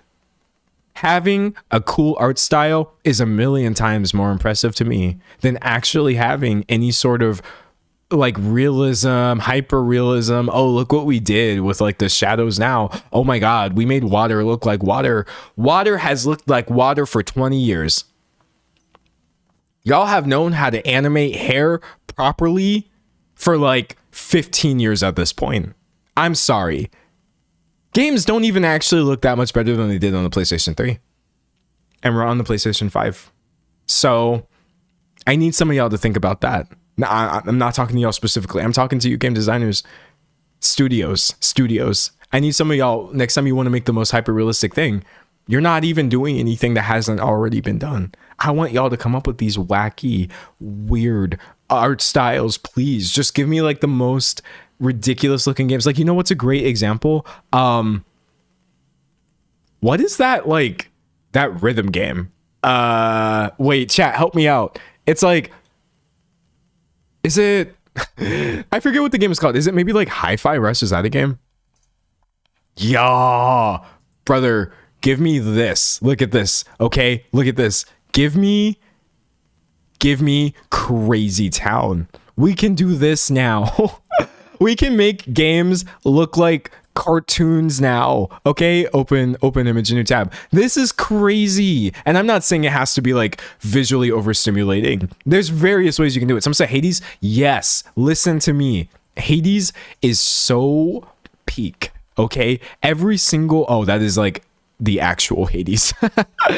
Hades game. Every single bit of artwork that comes out of this franchise, insane. I actually don't even understand what kind of like deal with the devil was made to have a game that genuinely looks this nice. And you don't have to have crazy 3D graphics to do this. It's a lot of like Disco Elysium. Have y'all ever seen that game?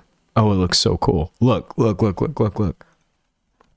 Disco. Can he spell Elysium, chat? Can he? Oh, he did. Disco Elysium images. Dude, like, come on now. We can do this with games now. We can do this with games. Please give me more of this instead of like Battlefield front of duty, you know, call of etc. Like, I know that y'all can turn around a solid realistic shooter. I just don't actually want that at all. I don't want that at all. And that's my opinion. Someone said it's mostly indie games that look cool. I agree. Indie games right now have got good graphics on lock, because good graphics to me doesn't actually mean realism. This is good graphics. This is good graphics. Okay, this is good graphics. Actually, I don't know which of these came out from indie studios or not, but you get my point. You get my point. Some said Elden Ring though. Okay, it is really pretty though. It is really pretty. Just because but that's mostly because they're showing things that are still not actually realistic. If you look at like the Elden Ring environment art, it's gorgeous. It's like unbelievably beautiful. Wait, that's not actually real. Okay, this is actually art. Okay, I should say Elden Ring environment. Here we go. Somebody posted all of these on. Okay, dude, look. This is gorgeous. Okay, don't get me wrong. I'm not knocking AAA games for like not having any sort of creativity at all. To create something like this, oh, that's a lot of yellow, buddy. To create something like this is also amazing, but like you're using it not just for realism. A lot of games, look at this right here. This is a very gray screenshot. A lot of y'all's games, this is the only color that you get in the whole game. The whole game. All you're getting is gray. Gray, nasty realism. Seeing that Elden Ring is actually willing to go there with the colors and give you some cool reds and give you some cool yellows and stuff like that, I think just makes it so much nicer to look at in general. So it's not even that you shouldn't be doing realism, but can you please do something with the realism? You feel me? Someone said, now I get why my sister is obsessed with that. Yeah, no, Elden Ring is like, it's worth the hype in terms of just the way that it looks is like, it's crazy. And I don't even really play it. But I looked at the game and I was like, wow, how did you guys do that? It's amazing. So Elden Ring is so colorful. It's amazing. Yes. I want more colors. More colors everywhere, please. I really do want that for me. Anyways. Someone said, have you played Expedition 33? Yeah. Yes. Don't get annoyed with me when I say that I have a slightly unpopular opinion on it. Yes, I played it. And actually, I want to say right off the bat, it's a good game. It's actually a really great game. Like mechanically speaking, visually, musically, almost everything about Expedition 33 is incredible. I'll show you what I'm talking about for those of you who don't know. There's this game released by Sandfall Interactive, I believe, called Expedition 33, which is like this turn-based kind of action-y JRPG where you take this ragtag group of people who are trying to save their world from everybody who is like a certain age will disappear unless they go and defeat the Paintress or whatever. From the moment this game was announced, I was excited for it because essentially it has the same battle system as a game called Mario and Luigi Bowser's Inside Story. Now, some of you are like, hold on, what are you actually talking about here? If you are like one of the 2 people in chat who has played both games, then you will understand. I clicked the wrong button. Okay, I'm back. I'm back.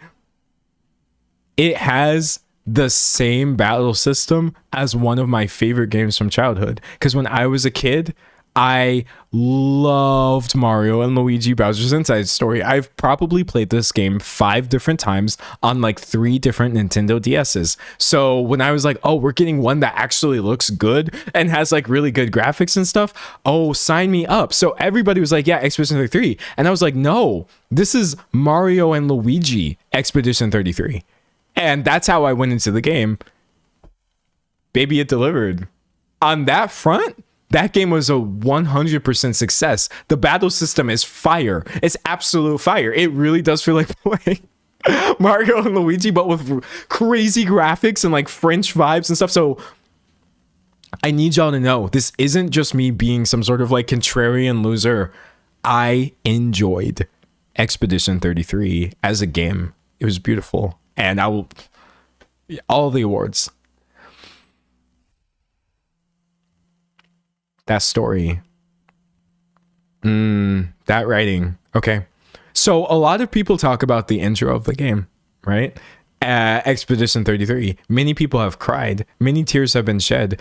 And one of the things that's talked about with this game is like, it's the story as well. You have to play the game for the story. The story. Maybe I missed something. That's all I have to say about Expedition 33 story. I think that it has some really beautiful themes in it. It definitely has some like sad moments and cool ideas. But by the time I got to the end of the game, and because like I don't really play JRPGs or JRPG style games for the story, so I wasn't actually mad that the story didn't really make any sense to me whatsoever. But by the time I got to the end of the game, I was like, this story is like emotional and it has characters that are interesting, but this is not making sense to me. And then I beat the game and the credits rolled. There's two different ways you could beat the game. So I beat the game one way and then I went back and I looked and saw another way and I was like, I actually found the story to be quite unsatisfying, but that was just my personal experience. And that's also my own fault. That's my own fault for going into it, listening to the hype, because everybody was saying, yeah, it's the story, it's the graphics, it's the music. So that's my unpopular opinion. Every single thing about Expedition 33 is as good as people say, except the story. That's all. Yes, the music is that good. Yes, the combat is that good. Yes, the visuals are that good. It's literally just, it's the writing did not land for me. The end. That's all. Someone said, I love the story, but I see why one wouldn't like it. Yeah, no, that's it. I have the smallest, tiniest, barely unpopular opinion. Still, crazy game. I think about it all the time. I think about the music all the time. And just, it was the first game in years that actually made me feel like I was playing like a new game. It was really, really nice. Someone said, I agree with you 99%. Yeah, no, that's valid. That's valid. Reading. Someone said the art direction's worse than the writing, and oh, that's interesting. I really like the art direction. Their big heads and all this stuff. I thought that was fun. And someone said, I want an indie dating sim where I can romance feral mushroom people. Oh, but like, you could make that though. You do realize. I agree with you, because something about that idea is kind of appealing to me. Like on a really deep level, but you single-handedly can make an indie dating sim where you can romance feral mushroom people. You could probably do it for cheap. It might take you a long time. And you might have to get back to me in the next decade, but you could start today and the next decade be like, okay, D'Angelo, I made my indie dating sim with the feral mushroom people. And I'm like, the other people. Anyway, someone said, always believe you can make anything. Yeah, no, I feel like one of these days, I do want to give y'all like a horrible programming lesson. I think it would be really funny. It would be really bad though, because I have to figure out what exactly I'm trying to show you all. But essentially, you should all know that like computer programming isn't actually that difficult. There are aspects of it that are really hard for sure, but the basics of it are maybe the simplest thing. And learning how syntax works for different languages, it's not that hard. And then especially a lot of like tools designed for indie makers, you don't even really have to know that much code, so you could pick it up. Someone said computer programming is my area. Well, then you're probably going to be the main person making fun of me when I give the most basic explanation of like, this is called a function, this is called a variable, but like it's so doable. Someone said I'm writing Java code right now. This surprised me. I don't like Java because I just don't like the syntax. And I'm not like knocking you. I mean, does anybody who codes actually enjoy the language that they use? I really don't like any programming language. I'm familiar with Java syntax. I really absolutely hate JavaScript, even though I love JavaScript. It's such a useful language for the modern web. And I like that you can use it for other things. I actually do like Python because it doesn't really have syntax. Someone said I do. I'm glad that you like yours. I'm glad you like your programming language. I only like Python syntax.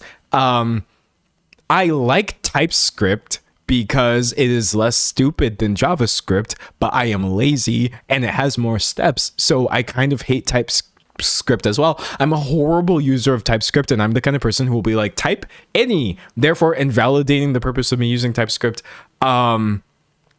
I don't know enough C++ to do anything other than hello world, but I do kind of like how fast that one is. That one's really fun. But yeah, probably if you were like, D'Angelo, you have like 24 hours to code a game, I'd be like, I would do it in JavaScript. And you could probably play it in your browser. Someone says C++. Yeah, no, like C++ is, well, I mean, a lot of these other things just wind up getting transpiled to C++ anyway. So I feel like if you are going to learn programming, well, no, I don't think C++ is a good language to start with, though, because you have to consider so many other things that are taken care of for you automatically. Like, there's processes called like garbage collection, for example, that JavaScript will take care of for you. And so you don't have to be like big brain thinking about things like memory and things like that. But if you're using C++ that does not have these sort of automatic processes, that's when I think it actually starts becoming as difficult as people think it is. And so that is why just pick an easy language. Just pick an easy language, and then you never actually have to know. You never actually have to know. I don't think, back me up if you're a coder. Back me up if you're a coder. I'm talking to the general public right now. Most people don't realize most programming languages are actually designed to be easier than more complex. A lot of the things that separate one language from another are languages automatically doing things that simplify. It's called abstraction and abstraction layer. A lot of languages will have an abstraction layer on top of the under the hood code. So you yourself never have to think about zeros and ones. You never have to think about, things like this. Now, obviously, you should still try to have efficient practices and not just write horrible, inefficient code that's going to like stall and run poorly on people's computers. But like, I promise you, it's not that hard. It's not that hard. Someone said correct in my plankton voice. Yes. Someone said Go is so good. Python's very nice. Ruby. I like Ruby, but I don't know enough of it at all. I really, really don't. Someone said I haven't used JavaScript since MySpace. Yeah. Someone said I'm crying. It's like I'm back in university again. Yeah. Sorry. Trigger warning, software engineering. It happens to be one of my special interests as well. Someone says C++ makes me cry, not joking. Yeah, I think I've spent a lot of the time feeling really dumb. That's what happens when I code, is it makes me feel stupid. And I'm just like, no, I'm smarter than this. I learned Fortran. Okay, that's crazy. Wow. But again, someone said, why do you know all this? I can answer that question. It's a really simple answer, and I've given it before. But you are going to start seeing some of the things I say. They're truly not jokes. I'm truly being so serious. Back when I was a kid, around maybe like 9 to 12 years old, we had a computer in the hallway, and it only had a few programs on it, and it wasn't even always connected to the internet. One of those programs was Windows Movie Maker. So I've always made videos. I learned from a young age, like, oh, wow, images are actually assets, and you can put them on a timeline, and you can edit a video, and then you can add voiceover. This is crazy. That was one of the programs that we had, which is probably why I create video content nowadays and why I still edit my own videos. But one of the other programs on this computer was Microsoft PowerPoint. And Microsoft PowerPoint has this built-in, or had, I don't know, has this built-in language called Visual Basic, which is really, oh, I pressed the wrong button. It's a really cringe, it's VB script, maybe that's the one I was thinking of. Regardless, it's very cringe. And as a child, I taught myself Visual Basic. And so I've essentially had an on and off relationship with computer programming for the last like 14 years. And that is why I know all of this. Because then you get older and you're like, oh, Visual Basic is not it. I want to use a real programming language. And then you're like, oh, what do people use on the internet? JavaScript. And then you learn that. And it's like, oh, what do we... So that's why I know all these things. Someone said I made games on Visual Basic as a kid too. Yes. Yeah. No, dude. It's such an experience. It's such an experience. Because, like, it goes deeper than that. Why did I want to make games on the computer? Because I used to go to Cool Math for Kids. Okay? I hope the website, oh, it doesn't look the same anymore. This website used to look much cooler when I was 12. But essentially, I didn't have unlimited internet access as a child, which I think is good. I was mostly supervised and also typically instructed to stick to educational websites within a certain time frame. Now, that time frame would end and I would get a certain block where I could do things that were not strictly educational. But one of the greatest lies I ever told my parents was that Cool Math for Kids was a math website. But it wasn't a math website. This is not a math website. It's the thing, like, whoever named this website literally hooked up so many kids who did not have unlimited internet access and were only allowed to visit educational websites. We were all out here gaming. I was just out here gaming on Cool Math for Kids because, like, so many of the games have literally nothing to do with math. It's just a bunch of Flash games. Right now, they look very educational, but I'm telling you, they had the coolest games on here ever. Like the coolest stuff you've ever seen when you're 12. Someone said Cool Math Games. Yes, Cool Math Games was like the separate version of it. Yeah. Oh yeah, this is the one. Okay, yeah. And because it says math up here, no matter what kind of platformer or simulator or, you know, a racing game, or no matter what I was playing, all I had to do, if my mom walked past, is point to the top of the screen. I'm like, oh, look, this is a math game. Yeah, the Cool Math Games. I pressed the wrong button again. And it's like, whoa, what is this one teaching you? And you're like, oh, you know, like, spatial awareness. So that's my experience with gaming and then programming and then just growing up and thinking games are cool and programming was cool and video making. And I don't know, I haven't meaningfully grown or changed at all since I was 5. If you were to view my life through a certain lens. The end.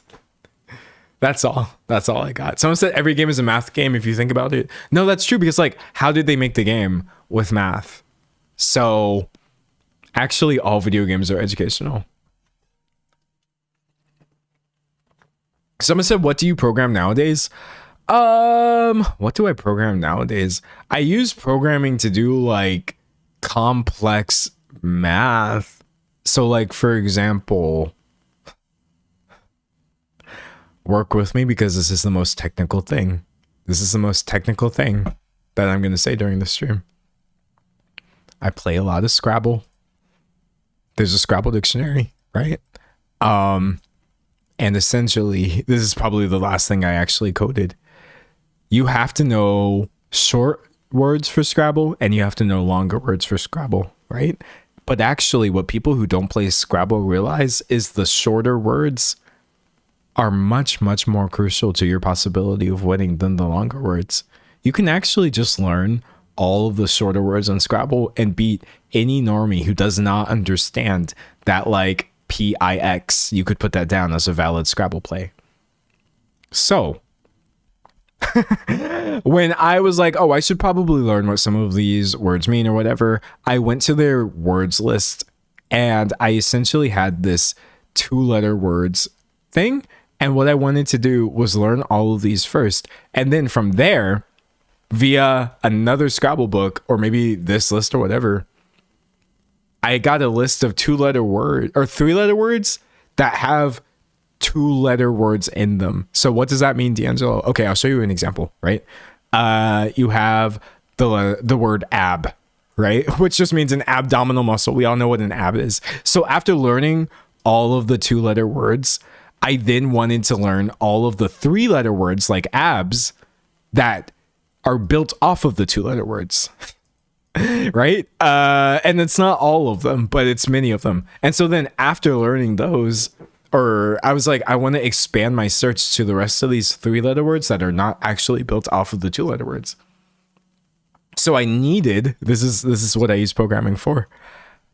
I needed a list of 3-letter Scrabble words that does not include any 2-letter Scrabble word. Do you understand? I know it might sound kind of technical or whatever, but this is what I'm really saying. There's 1,000 valid Scrabble plays according to, I believe this would be the NWL dictionary, Merriam-Webster. There's 1,000 of these, but I only needed the ones that did not also contain a 2-letter word. And that's a programming question. I'm not going to go through 1,000 different Scrabble words and be like, oh, okay, A-A-H, that one counts because it has A-A. I want to remove that from my list. Oh, okay, like, I guess ox would not count, a diving seabird, because like there's no 2-letter word in here, right? So I wrote a Python script that took the entire list of Scrabble words and searched each one of them to see, do you also contain these two? And then it spit out a secondary list for me of words that fit my criteria. So essentially, those are the things that I program nowadays. Not like games or anything like that, but like complex operations that are actually not that complex. They're simple enough for somebody like me to whip up a Python program for, but like complicated enough that if I was to do it by hand, it would take forever. The end. Someone said, did you scrape the website to grab the words? No, I literally just like, I did that. I literally just did that. Control C. And then I think I pasted them into like, maybe like a word count website. So, oh yeah, here we go. I collected them as a string like this. And then I used a separate program to go through this string and split it up back into threes and put them all inside of an array or a list or whatever it's called in Python. And then essentially, like, it takes more than one program usually to write any program. After doing that, then it went through that array, and for each one it rejected the ones that fit the criteria and spit out a secondary list of words. So sorry, when I like, this is literally why I'll always just be a nerd. It doesn't matter how cool I appear on screen. Someone said I had to do LaTeX stuff for a calculus class. Oof, no. It doesn't matter how cool I seem on stream. At the end of the day, I am literally just nerdy to the level of using Python to manipulate Scrabble dictionary lists to output lists of strings that don't contain 2-letter valid Scrabble plays. Because I'm so uncool. I'm just insanely, deeply a nerd to the point where I've given up on trying to make it sound like my hobbies are cool. I probably just described a lot of y'all's worst nightmare, but for me, that was a fun afternoon. It was a fun afternoon. Anyways, someone said my stream counts as an educational curriculum. Yeah, look, maybe that's what I'll do. You know what, chat? If I can later find the program that actually got the Scrabble list together, I'll show it to you all. And you can all see like, oh, Python actually is easy. Someone said cool stuff for a kid to do. Well, no. I did this a few months ago. Most of the things I was talking about, I did when I was a kid. But no, the Scrabble thing happened very recently. We definitely haven't changed. We haven't grown out of this. Someone said I enjoy listening to your hyperfixations. I'm glad. I try to keep them in the box a little bit. Excuse me, but sometimes they hop out. Someone said I love people that want to do stuff so they get creative. Learning to solve something is fun. It is, exactly. It is. D'Angelo University is back. Yeah. D'Angelo, what's your favorite internet celeb animal? My favorite internet celeb animal. Oh, that's a really good question. I can't pick one. There's so many and they're all so great. You know what I mean? Like, what am I supposed to say? Moodang? What am I supposed to say? Like, Punch? I have no idea, man. They're all cute. I will say though, like, sometimes I'm just like, leave people alone. By people, I mean leave the animals alone. Not these ones specifically, but then I'm just like, oh man, you're a social media star. Wouldn't it also just be nice if you could just ignore all of us humans and never be photographed ever? I don't know. I have mixed feelings because I'm like, oh, baby. But then I'm like, oh man, you're in an enclosure all day. It's really tricky. Someone said grumpy cat, rip. Oh, don't make me sad. Dude, I get so sad when like meme celebrity animals pass away. I get so sad. I get so sad. I'm like, no, you were supposed to live forever. You were supposed to be the chosen one. Oh my gosh. No. Reading chat. Someone said my favorite internet animals change weekly upon every We Rate Dogs uploaded on Fridays. Nice. Yeah, I am quite partial to dogs, though I mostly enjoy cat memes, honestly. Like, were you to just Google weird cat meme? Actually, I don't want like hold on, let me try to find something that's not AI. Ugh, I'm getting so much AI right now. God, I really wish we could just go back to a world without the images just being flooded with AI every time you Google something. Oh, here we go. Okay, this is a great example. Wait, are y'all gonna get... Wait, never mind. I shouldn't show this one. Never mind. Hold on. Y'all are gonna get sad over this one. I'll find a simpler one. Here we go. We'll use this one. This is essentially my favorite genre of cat meme, where it's just the dumbest pictures ever.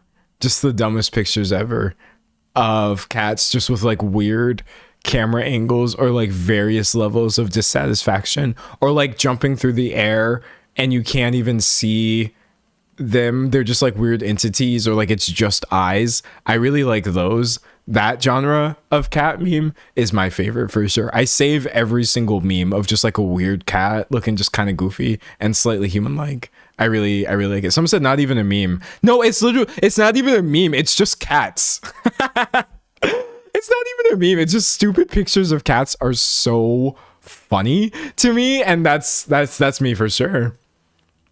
No, someone said the one I didn't want to show you because it was sad was like the cat.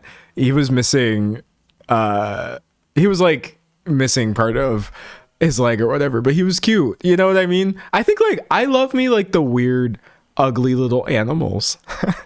I love me like photogenic, great looking, you know, dog or whatever, but like also just give me the weird, scrappy, goofy little animals who are just like, I'm here doing it my own way. All of y'all have four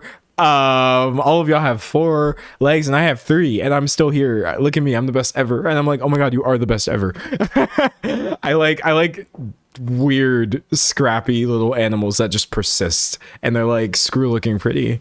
Anyways, somebody said, why can you do literally everything? No, I can draw, produce music, write nonfiction, edit, and do mild programming work. Oh, and present. I consider myself a presenter, but you notice I'm running out of fingers here. Ask me to do literally anything else. It's going to be painful. It's going to be painful. Ask me to do like to dance, for example. Painful. It's not happening. Ask me to, I don't know, act. D'Angelo, you should act in this thing with us. Can't do it. So some say creativity. Yeah, things that are like, well, I mean, dancing and acting is creative as well, but things that fall within a specific intersection of creative endeavor, I can be pretty good at. But anything outside of that, I'm bad at. And that's it. Somebody said, can you sing? No. You notice the majority of the like 50,000 times where I've sang for you on stream. Oh no, you've noticed that never happened? Yeah, because I'm like, I'm not going to subject anybody to that, honestly. I mean, I do sing because I'm a human being and I enjoy expression, and you actually don't have to sing. You don't have to sound nice. That's the nice thing about singing. You don't actually have to sound nice. You could still record music and sing over it and make a song and be like, oh, this is my song. And I was never professionally trained into how to sing or whatever. Someone said, have you tried? Yeah. But then the thing that YouTubers don't realize, you don't have to release it. It's okay. It's okay for music to be your hobby and for you to be like, it's been my dream ever since I was a child, ever since I was a fetus. I just wanted to be a star. And now that I have a YouTube career, a captive audience of people who have an interest in the things that I do, I'm finally going to launch my music career. And then you start singing and you don't sound nice because you are not a singer, and being good at one thing does not make you good at other things. And then you're getting everybody on board and you're like, listen to my music that I made. And it's like, So that's mostly why I do sing quite a bit, and I record music and I do things like that. But then I listen to it and I'm like, this is good, but this is not mainstream music that I think everybody would enjoy listening to. So I don't put it out, and probably won't. And that's just me. Someone said, I feel like you've said this before. Oh, I did. Trust me. YouTubers are so bad. They're so bad at thinking that being good at one thing means that they're good at everything. That's the number one thing I would like to call out my fellow YouTuber, not specific people. I'm not actually here to drag anybody. It is a specific form of YouTuber brain rot that affects everybody who has a platform. Oh, I got 50,000 people. Oh, I got 500,000 people following me. Yes, I must be good at these things. And then you start doing things. You ain't good. You ain't good. And everybody should like learn and grow. I hope it doesn't sound like I'm advocating for never trying to pick up a new skill. Because you can't get good at things unless you do them. So you do have to make a lot of bad artwork first. I just think it's much more beneficial if your bad artwork that you made first is not being pushed to your audience as if like, oh, this is amazing because I'm starting this new thing, and you listen and you're like, that's me. Someone said it's every day, bro. Yeah, no. Someone said, I feel like everyone with a platform / celeb status is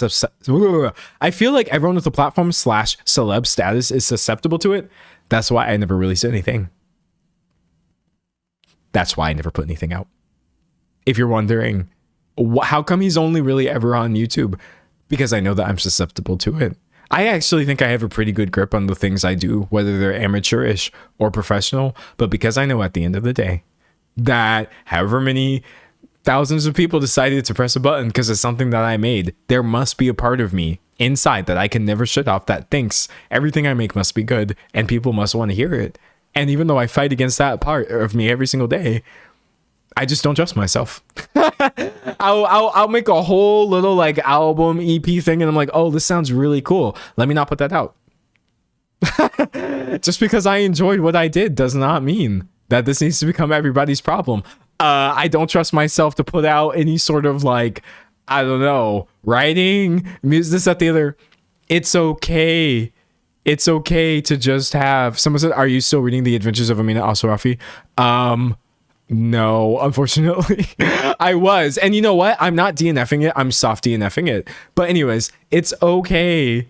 It's okay to have like, yeah, man, I'm just not going to do it. I'm not going to do it. It's a no. Someone said, what's happening? What are we talking about?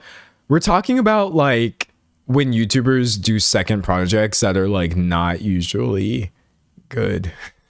They're not usually good. Actually, someone said you look like a Barbie. Thank you. I'm edgy Barbie. Or I could be edgy Ken. Either one works for me. Dude, I have an unpopular opinion. I'm sorry. It's going to get me clowned. It's going to get me clowned. People are going to think I'm starting drama. I'm literally not starting drama. Please remember that I'm also an audience member. I'm not just a YouTuber. I'm also somebody who off the platform, or this right here, what we're doing, I then go and watch content on my own. This is my opinion as a viewer.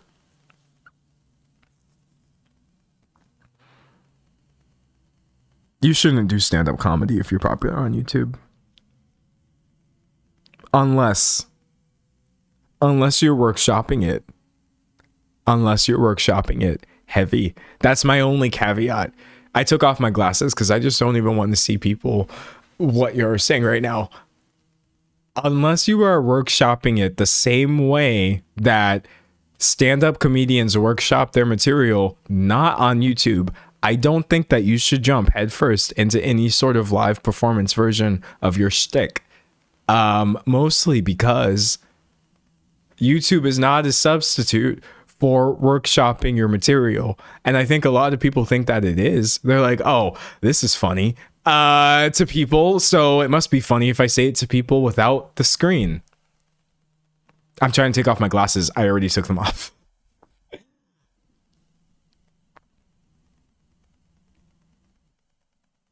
Like, if I had to... And the only reason I'm bringing it up is because it's like common. This is the thing that I have seen a lot of people do. So it's not just criticism for one person. This isn't, if you're thinking to yourself, oh, D'Angelo's shading somebody. No, I'm literally talking about almost anybody who does any sort of stand-up at all. That came from YouTube. Just stop. Please, for the love of God. Someone said Josh Johnson is amazing. See, he doesn't count. He does not count because he is actually genuinely a comedian. This dude right here, wait, that's not how you spell. This dude right here is not who I'm talking about. He is funny because, again, like, notice how this is like a stand-up first format. Wait, what? Did that say that was age restricted? That's wild. Anyways, notice how this is like a stand-up first format. Okay, my bro is putting the hours in. He is like, it's like a new comedy set every single week. I don't even know how you do that. And so if you're putting in that much work, to your stand-up, that's fine. That's totally you. It's just more so just like, okay, I'm gonna put all my hopes and dreams into like this one. That's all I've got. Someone said he's so unfunny to me. Well, that's the tricky thing. You say he's unfunny. Someone above you says Jocelyn D'Angelo at my ride or die YouTube resources of vibes. Stand-up is so deeply subjective as well. It's so deeply subjective. Someone said he's been doing comedy for more than 10 years. That's what I'm saying. So you could literally take everything that I just said, just zip it up, throw it away. It's useless information. Maybe for some people it does work. And I don't know. I'm a goofy goober over here. But yeah, no, I'm so picky. I'm honestly so picky about stand-up in general. I tend to have opinions on these things that I don't see repeated. One thing I saw I got a lot of pushback on is when I said that SNL is not funny. Dude, so many people, they weren't mad at me.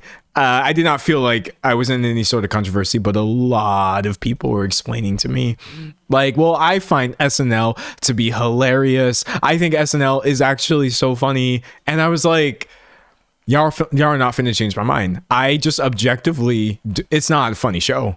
I'll stick in my opinion to the end of it. I will say, for your benefit, this is just my opinion. And obviously the fact that it's still happening after how many years? 50? People are finding it funny. But I really do think, someone said it's deeply unfunny. No, that's the thing. When I find SNL sketches unfunny, it's not that I don't find them funny. It's that I find them deeply and actively unfunny. Does that make sense? This is a really big distinction. Okay, listen. You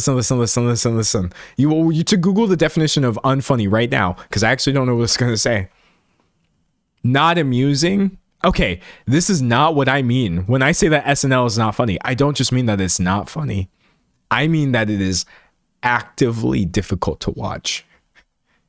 Actually, I find SNL, most of it, to be an excruciating watch because I'm just like, oh my God, I can feel every single like letter in the writer's room. It comes through to me. And I know part of that is because they have such a quick turnaround, and I'm not really trying to knock them. I'm not even saying the people who are on SNL aren't funny. That's not even what I'm saying. Someone right there said there's some funny people on there, but overall it's not funny. Exactly. I'm literally not knocking the talent of the people who are on SNL because I think SNL has some incredibly talented people. I actually think it's produced incredibly funny sketches. I just think that they're mostly a fluke. I personally believe any funny sketch that SNL has produced within the last, honestly, as long as I've been conscious of SNL, which would have been the last decade, has been a fluke. The end. That's all I have to say. Sorry. Oh, wait. You know he wasn't going to shut up. I also feel like they're struggling right now and they do not know how to handle this current climate at all. Okay, the first thing was just my little, like, my actual opinion. It's not that serious. But actually, on a more serious level, I do genuinely feel like SNL is not handling their commentary on what is happening politically very well right now. It feels kind of like toothless to me, and you have to be really careful when you're like joking about things that are like not funny. You better be funny. If you're coming out here and just being like kind of like lukewarm, is the vibe that I've been getting from SNL recently. So that's just my opinion. Someone says very Toothless the Dragon. No, I love Toothless the Dragon. He's great. Someone said politically irrelevant at a very important time. Yeah, no. Someone said put actual drag queens on SNL. That would be funny. Anyways, what else we got? Someone said I never understood what SNL was as a Brit. Do they just do skits the whole episode? No. They have like musical performances. Actually, I'll recreate SNL for you right now. Okay, the show is starting in 5 seconds, y'all. This is for all those people who don't watch SNL. Oh, wait, that was the wrong button. Okay, the show is starting in 5 seconds.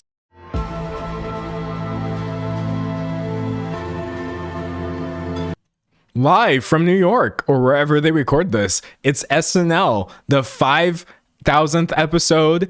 Today, we have our host, D'Angelo Wallace. And then you all clap for me. And so then I'm going to give you a monologue. And I'm like, wow, everything kind of sucks right now.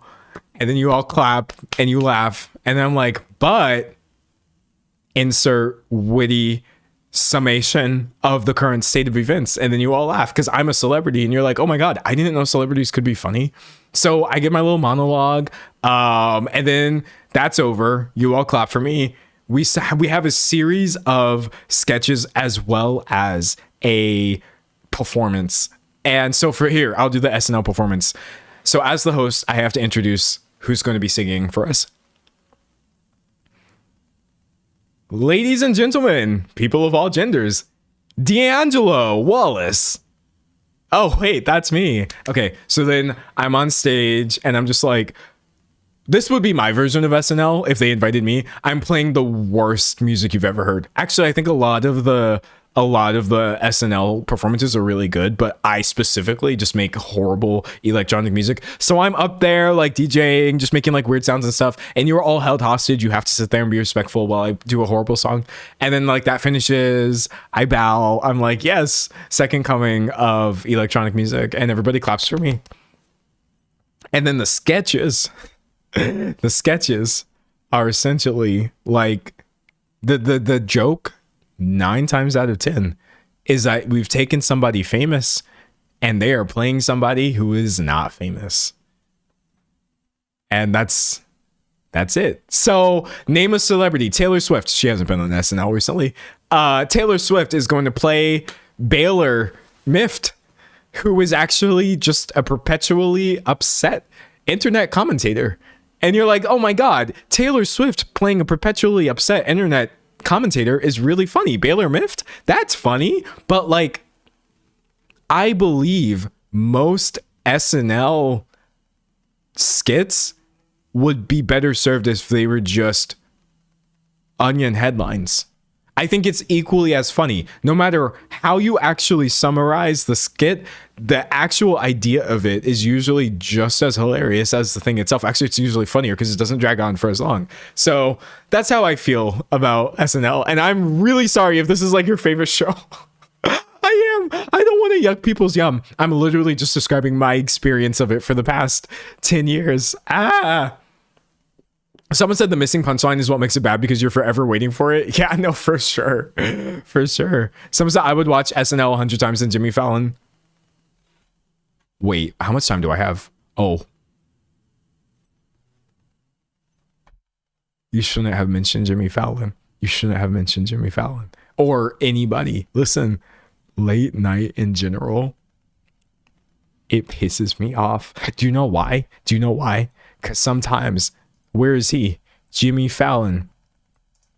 Actually, what pisses me off, first of all, why is everybody named Jimmy? Why is it Jimmy Fallon and Jimmy Kimmel and I misspelled Kimmel, Jimmy Kimmel, and also James Corden, which would also just be a Jimmy as well? First of all, way too many Jimmys and James in late night. We need reform. Okay, abolish Jimmys in general. But one thing I think to myself, looking at Jimmy Fallon give his very pleasant, non-offensive smile. That's such a blurry photo. I think to myself, do you ever think he thinks like, man, you're so stupid? That's how I feel watching. Sometimes I'm watching late night and I see Jimmy Kimmel.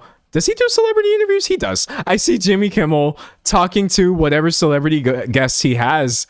And I think to myself, it would be such a better show if late night hosts had the ability to be like, you're not a good hang. I'm not enjoying myself. Can we just end the interview? You're so boring. You're the worst celebrity. Someone said the answer, you need mods, but I have mods. I've been moderating the chat this entire time. And also I have mods as well. Or wait, did we miss something? Sorry. It's kind of hard to moderate like a big old chat.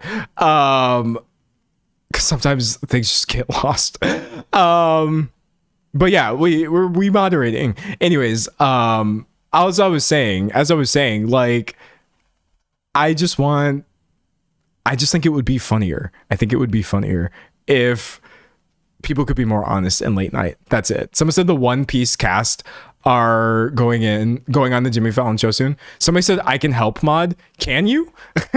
We could do with one more mod. There's always room for one more. I don't know. Can you look? We'll hire an additional mod right now. So I just entered. Why does he look scared? Who looks scared? Me? I don't know. Or Jimmy. Whoever that said that you can mod. Let me know. Give me your info. I mean, you can't really reach out to me. There's nowhere you could DM me, but someone said the Baylor Myth skit was gold. Yeah, no, look, we've got our mods, but listen, hold on. Someone said they are lying. I can help mod too. Wait, hold on. I usually don't do call outs, but Kyle P Games 35 40 41. Give me some sort of, you specifically. Some said, do I email you? Yes. Send an email. I mean, you could just give me your Discord. Maybe that would be a little faster. I'd be more likely to see it, but you could reach out to my business email if you want to. Essentially, someone said half the chat will just be mods. No, I try. I don't have a ton of moderation. Somebody said that's the gross person. What? Chat. Okay, whatever.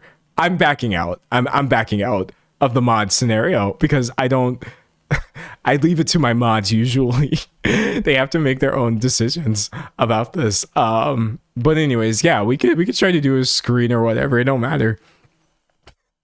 Also, if you notice like why I never talk about moderation or stuff or whatever, it's usually because it can just turn into a purely mod stream. And I'm like, you know what? I pay people to help me. Someone said, do not listen. They're lying. Buddy. Someone said mod applications win. Actually, that's why I didn't open applications. Someone said that's kind of cute. I'm getting more mods. Yeah, no.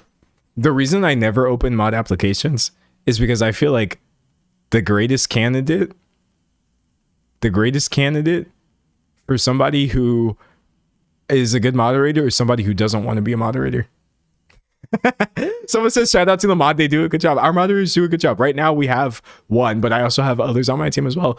Like I feel like the most ideal mod is somebody who is not super excited about being a mod, which is why I've never actually like opened moderation for everybody because I don't want like 50,000 applications of people who are excited to have power.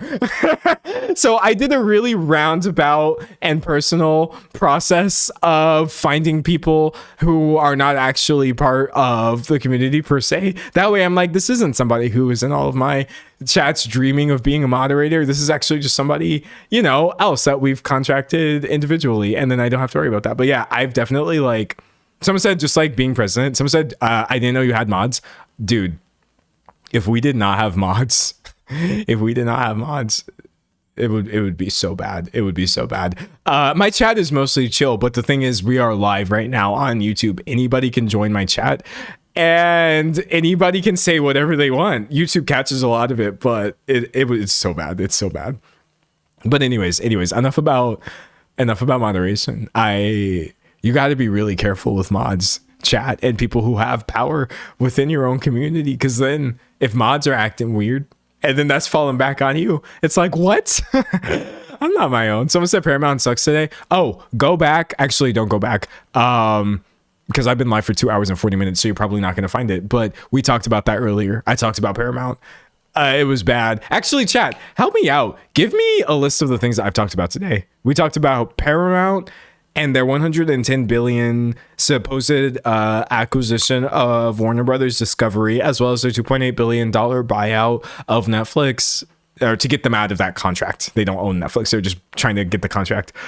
We talked about the boycott of Scream 7 and people avoiding that one because Spyglass was they fired one of their lead actresses for speaking out against the actions of Israel, and they said, oh no, actually she's anti-Semitic and you're fired and stuff like that. And then Jenna Ortega dropped out a few years ago, but I feel like people don't remember that because now a bunch of people are supporting the new movie. And so we talked about that a little bit. We talked about ChatGPT and OpenAI and how they were trying to do this weird it was mostly ChatGPT.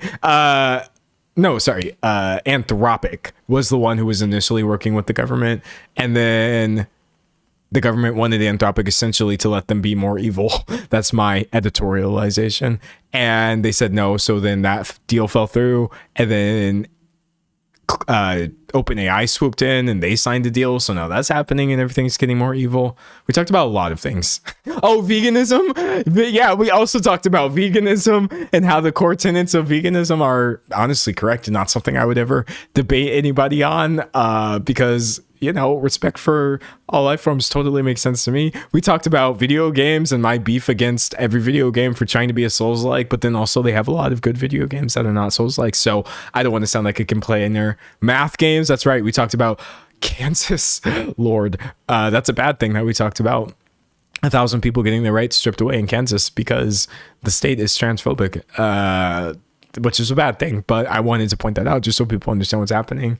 Computer programming, yes, we talked about Python mostly and how it's useful for many applications like sorting through lists of words or speeding up complex operations that may be repetitive. And my experience growing up learning programming, because I was interested in cool math games as a kid and I had access to PowerPoint. Someone said I joined at the game part. Okay, then yeah, you got everything after that. My Scrabble nerdiness, yes, we talked briefly about 2-letter words and 3-letter words and how those are mostly the ones that you should learn, and then you can probably beat any normie who does not know more words than you.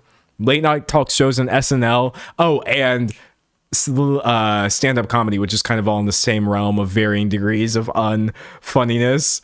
We talked about that. Someone said, hi, I just joined. Are you aware of what's happening in the Middle East? Yes, it was one of the first things that I talked about. It's awful. Oh, that I can't sing. Yeah, we talked about the fact that I can't sing as well. It's a no for me, dog. We talked about Grimes. We did also talk about Grimes. That's right. We talked about Grimes' song "We Appreciate Power," which is actually a dope song, but then turned out to be super freaky because she took her own advice in that satirical song of we should just worship AI because it's upon us now. And we got into that a little bit. Someone says, see, we paying attention. Y'all are paying attention for real, for real. This scrapped Elon video, we talked about how Elon's policy was just deeply racist and uncomfortable. And I gave up on not caring because I care. But I was like, I don't want to make a whole video about this because then I have to care a lot, really personally. And I was getting kind of depressed by that topic. Jim Carrey. Yeah, we also talked about Jim Carrey. And mostly how I said I don't want to talk about Jim Carrey because it doesn't matter if he looks different, and he's also just older, and I try not to speculate on people's outward appearances because that never ends well. What else? Reading chat. Someone says the stream about to end. No, I was just trying to say, like, we've been talking about hella things during the stream. It's been really good. Someone says slight tangent into eugenics. Yeah, there was a slight tangent into eugenics not being a good thing. I think, like, actually, can we talk about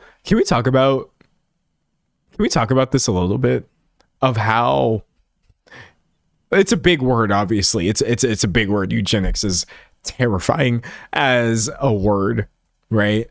But can we please talk about how common it actually is, man?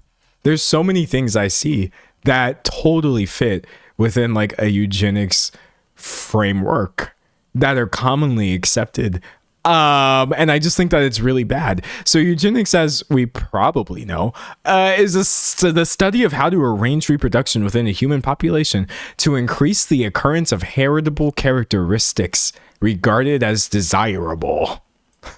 It's essentially this awful practice or set of ideas that you just want to like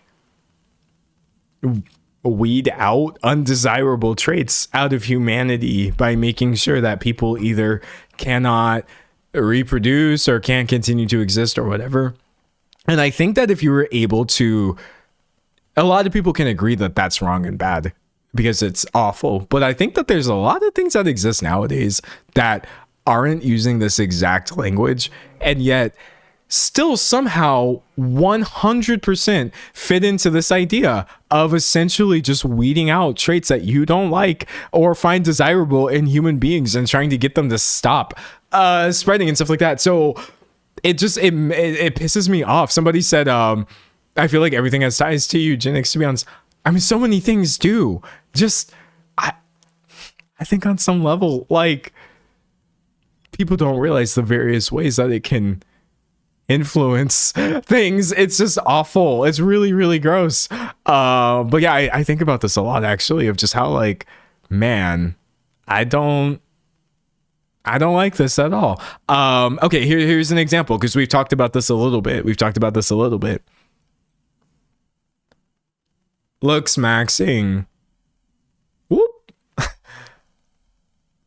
So much looks maxing rhetoric is about your genetics. Your genetics are bad. You have poor quality genetics, low quality, this, that, the other. Oh, sorry, your skull is bad and your face is wrong and you need to change yourself, and oh, you're probably screwed because like you're this kind of person or you're that kind of person.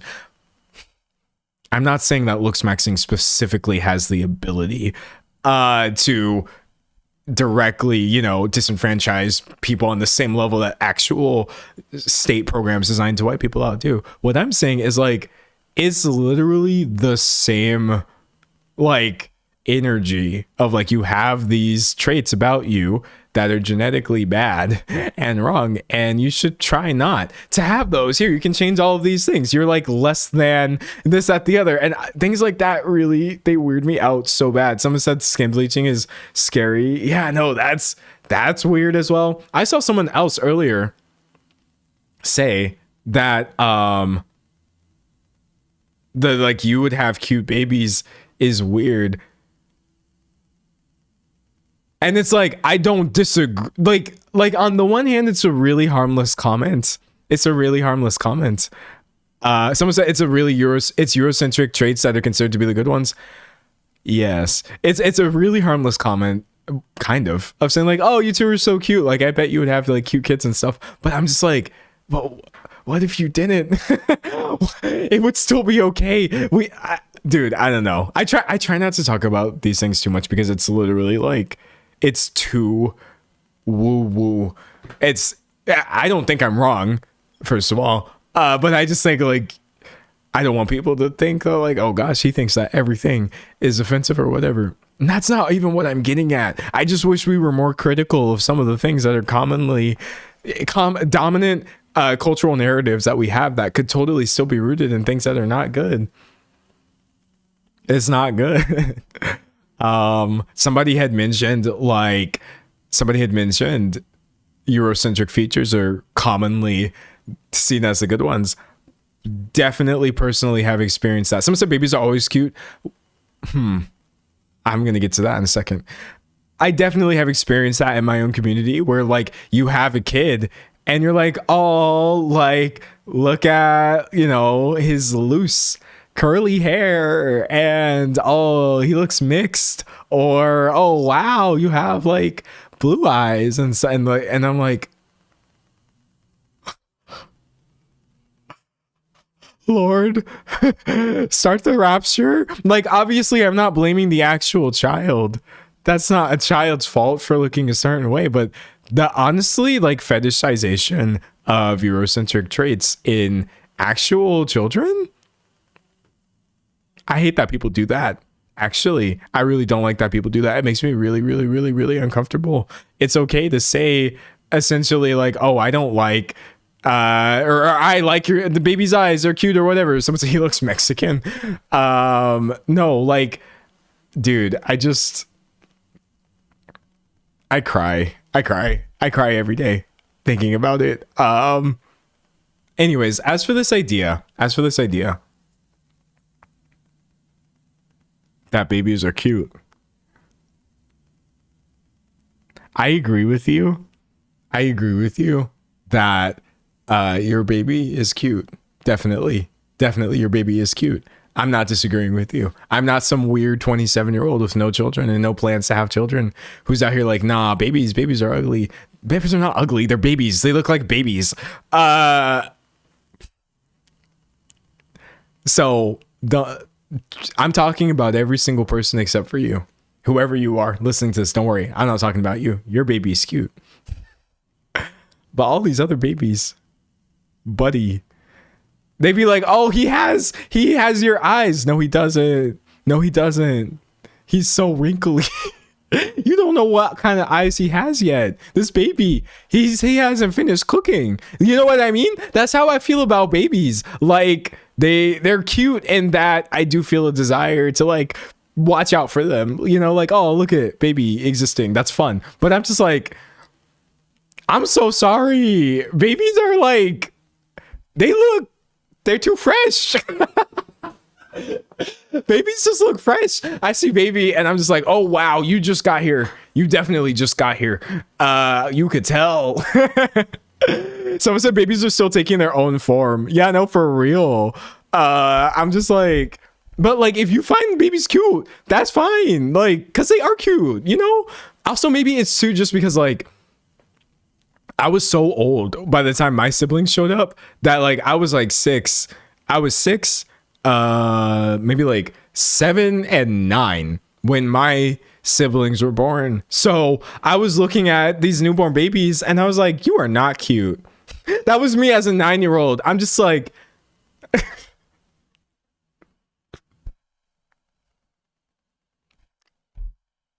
I just had a memory, a horrible memory. Please keep in mind, these are the actions of a 9-year-old. But essentially, thought that my younger siblings were cute when they were still babies.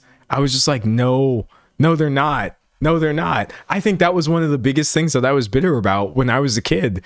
I was like, no, I'm cute. I'm 9. Obviously, one would hope that I would have grown out of this. I feel like I've mostly grown and healed and changed as a person, and I don't still have beef with like infants, but maybe that's what it is.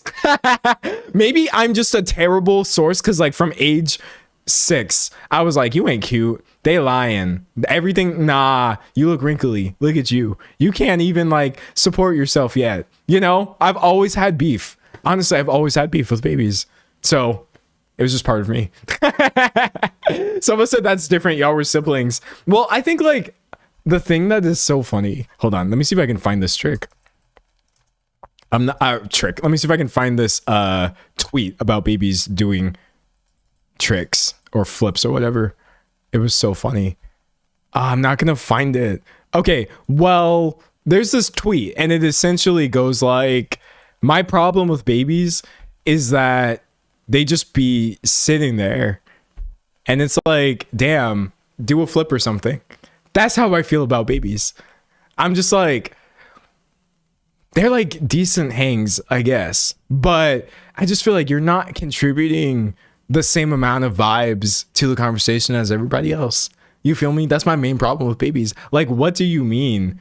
Gaga, goo goo. What did you just say? How am I supposed to unpack that? Actually, babies they're inconsiderate. So that's where I'm at with babies. I'm just kidding, obviously. I'm literally kidding. I'm kidding. I helped raise my siblings essentially.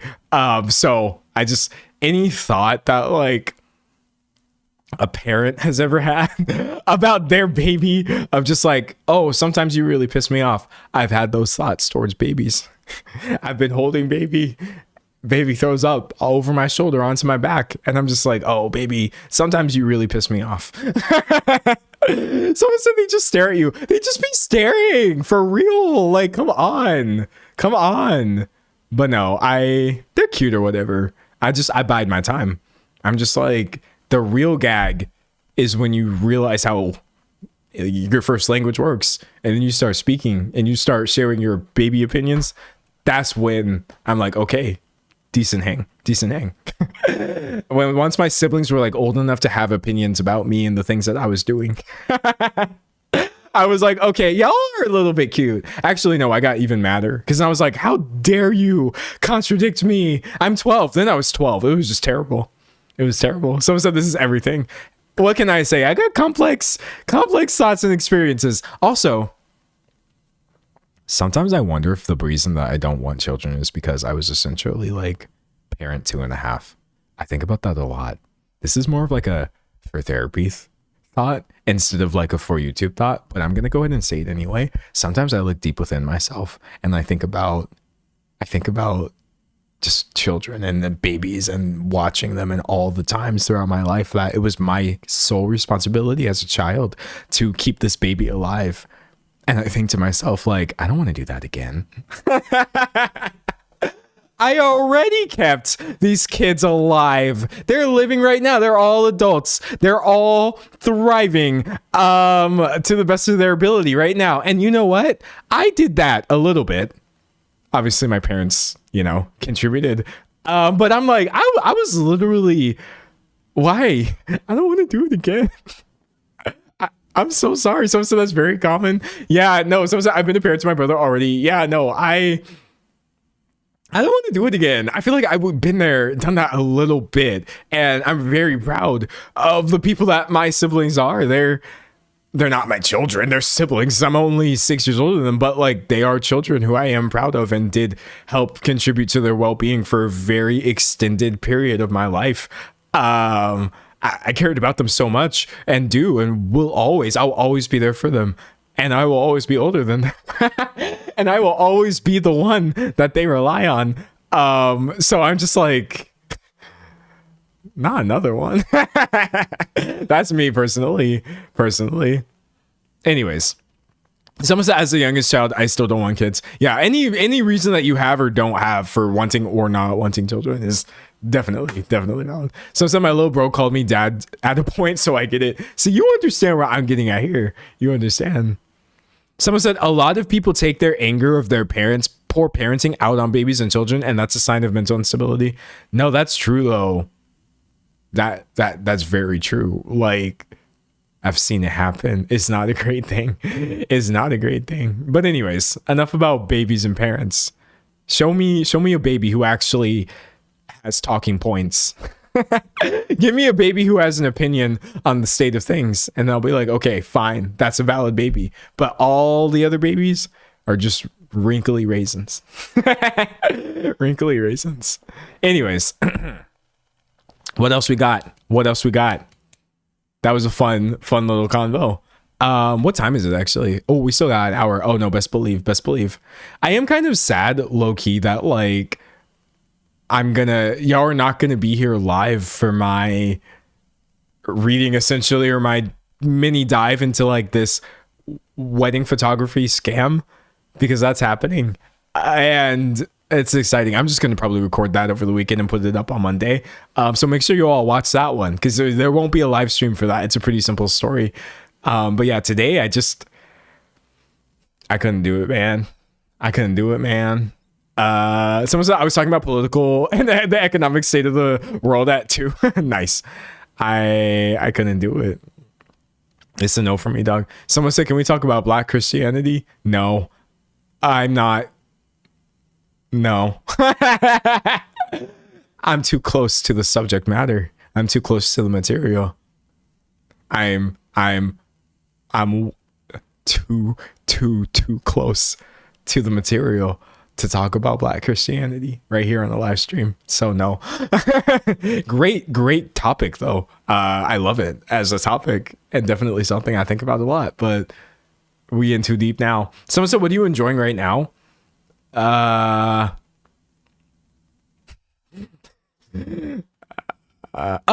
almost done watching Dairy Girls. I only have 4 episodes left, which I'm really sad about. I'm really sad that there's only 4 episodes left of Dairy Girls. There's only like 3 seasons or whatever, and they're really short, because you know how like British shows or UK shows or whatever, they have like 6 episodes per season. So I'm enjoying Dairy Girls. What else we got? Someone said video games. Someone said talk about Gabby Hanna coming back. I'm not doing that. I don't want to do that. I mentioned already that Gabby, I don't know what's going on there, and I can't really contribute to that in any meaningful way. So that's all I've got there. Someone said Dairy Girls mentioned such a peak show. Yeah, no, it's so good. It's actually so good, man. Someone said I was so depressed when I finished it. I feel like I'm getting there. I feel like I don't want the show to be over, or maybe I'll just start watching it again immediately, or I do this thing where someone said Winter Olympics curling cheating scandal. Hold on a second. I do this thing where I get to the last episode of something and then I just stop watching it.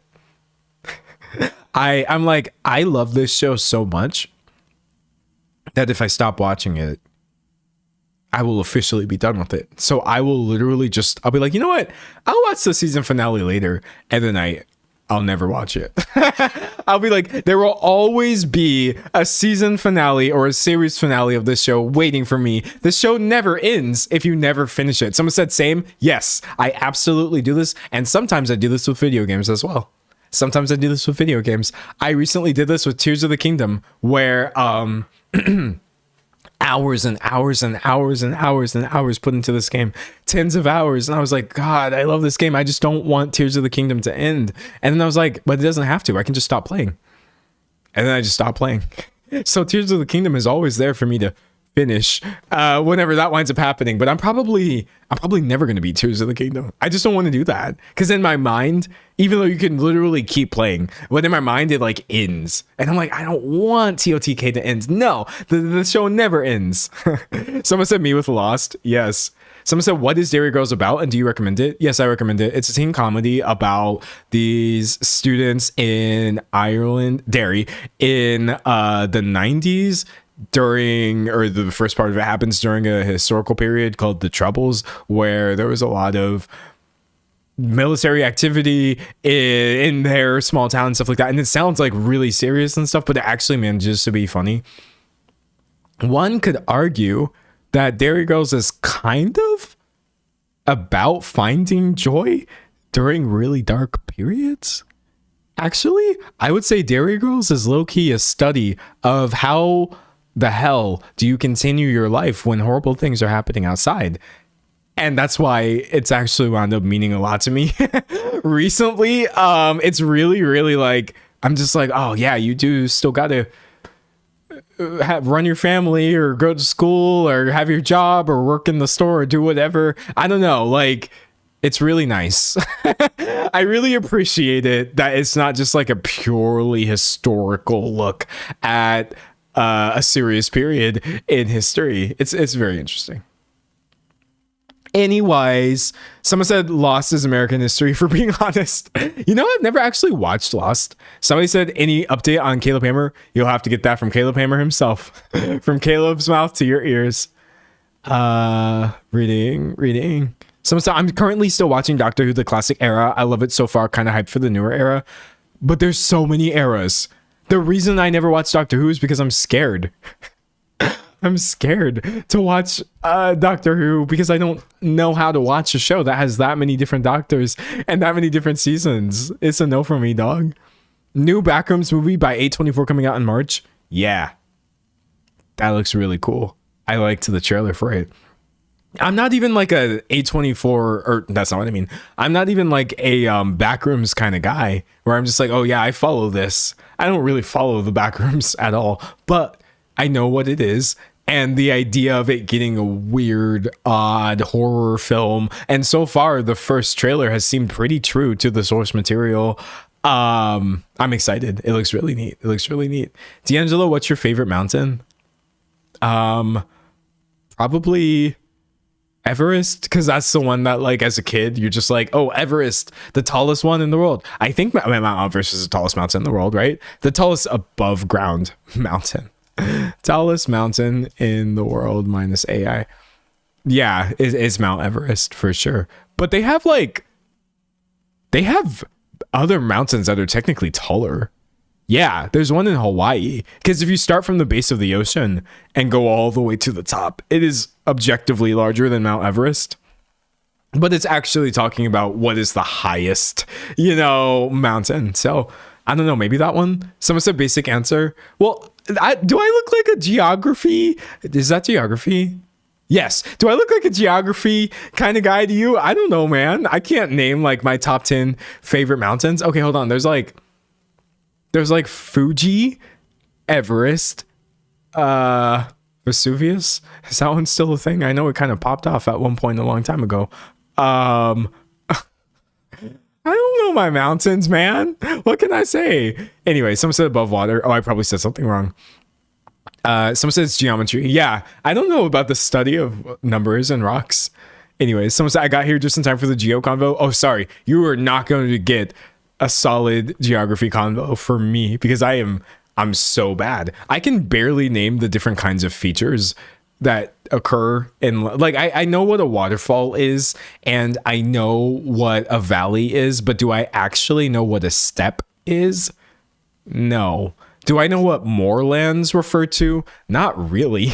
What's the difference between a rainforest and a forest in which it rains, and how does something actually qualify as tropical? I couldn't tell you. So this probably just gave you psychic damage if you actually know anything about geography. And I think all those things I said are geography. They might not even fit under that label. So who really knows? Who really knows? Someone said name the 3 types of rock. Igneous.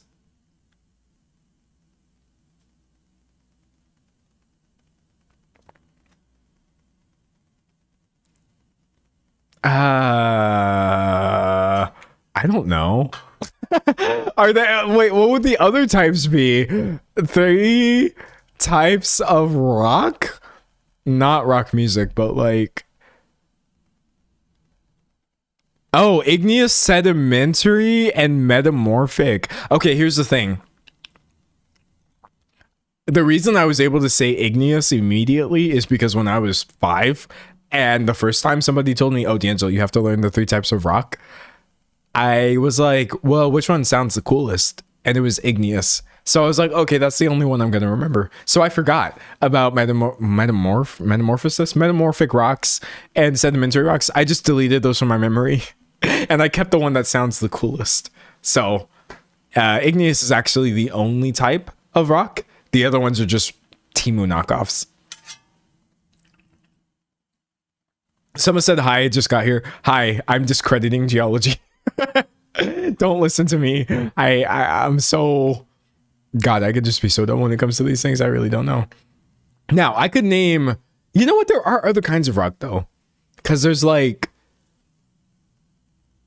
metal, thrash metal, black metal, metalcore, yacht rock, a lot of times, stoner rock, dad rock. So I probably, if I sat here and I thought a little harder, I could name more forms of rock. We could get a little bit obscure with it. But yeah. Someone said, tell us about plants. Oh, I can tell you about plants. Essentially, plants is an organism in the plant family. Someone said math rock. Oh, I love math rock. Oh my God. Wait, someone said, is there any type of science that you're interested in though? Yes, sociology. I really love sociology. That was 100% my favorite class ever. When I took this in college, I was obsessed. I was sat. I was like, oh my God, this is genuinely, I didn't even know like science could be about people. I love sociology, and low key, it's something that I would like study more. Now, I still can't tell you any sort of details about this because I don't really remember it. I remember like the core concepts, but yeah, sociology is super dope. That's where you're more likely to get any sort of thing like chemistry, physics. I'm so sorry. I don't really, any sort of science that involves a lot of math, I'm not good at. Not at all. Someone said, I know in my soul that D'Angelo would be a math rock guy. Oh, I am for sure. I think probably my favorite math rock outfit would be toe. And then like maybe Chan would be like a close second. Math rock. Oh, and then I really like the opening to Hoseki no Kuni. I don't know if you've ever heard that, but that's a really great math rock song for sure. And then I also like when like other artists fall into like a mathy pocket. Like on Paramore's latest album, they fell into like some really mathy areas, and I was like, oh yeah, we're eating good. We're eating good tonight. Yeah, no, math rock is super fire. Oh, we got some hype for Toe. Let's go. Okay, yeah. No, I love Toe for sure. Someone said, D'Angelo, what are your thoughts on Fungi? I've met him, and he lived up to the name. Fungi, indeed. Sorry. Do you? I literally don't deserve a platform. Someone said, what is math rock?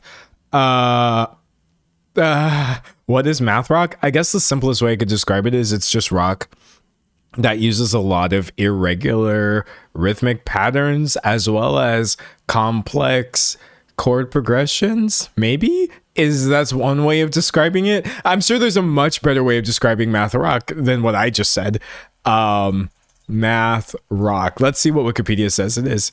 Subgenre of indie rock characterized by complex, atypical rhythmic structures, time signatures, and extended chords. Oh, never mind. I was exactly right. Never mind. I was exactly correct. What do you mean off the actual dome? I just gave you word for word, beat for beat, the actual definition of math rock. Don't ever quiz me on things that I actually know about. Yeah, no, I love me some math rock for sure. Anyways, what are your thoughts on My Chemical Romance? They're dope. They got great songs for sure. What else we got? Someone said, I love Hoseki no Kuni. Same, man. I can't believe we only got like 12 or 13 episodes of it. I'm so sad. It's such a cool show for sure. Also a great exploration of non-binary themes. For those of you, if you ever wondered, like, what is this whole non-binary thing about? Watch the anime Hoseki no Kuni. And then you'll be like, I still don't understand. I'm telling you right now, that's about as close as I've ever seen it represented for me personally. The animation of that show was so stunning. It was beautiful. It was crazy. Like, they did really interesting things with like reflections and materials. Big fan. Reading chat. Someone said, because of the Ramadan, I'm catching your lives almost at the end lately. Oh, well, hey, I'll still be here. Don't worry. You can always watch them back. Do you like Tame Impala? Wait, someone said, how do I spell it? I want to watch. Oh, you can Google Land of the Lustrous. Is the easier thing to remember. Hoseki no Kuni. I could spell it for you, but it's called Land of the Lustrous. But anyways, somebody had just asked me something and I liked what they said. I forgot what they had said. Oh no, I had a what was the last thing I said? Oh, do you like Tame Impala? Tame Impala. I did. I don't want to be one of those Tame Impala fans. That's like, oh, boo. Kevin, he put out good music at one point, and now I don't like the music that he's putting out. But I realized something. I wasn't actually a fan of Tame Impala. I was a fan of a Tame Impala album, which isn't actually the same thing as being a fan of somebody. And I'm now realizing that's explaining so many things. Now, look, I'm a fan of Currents by Tame Impala personally. I do hear good things about these other albums. I will say the one that I mostly connected with was definitely Currents. Eventually, that song like absolutely destroys me. I think Eventually is on this one. Wait, I don't want to be wrong. Yeah, Eventually. But literally this whole album is crazy, beautiful, some of the coolest songwriting ever.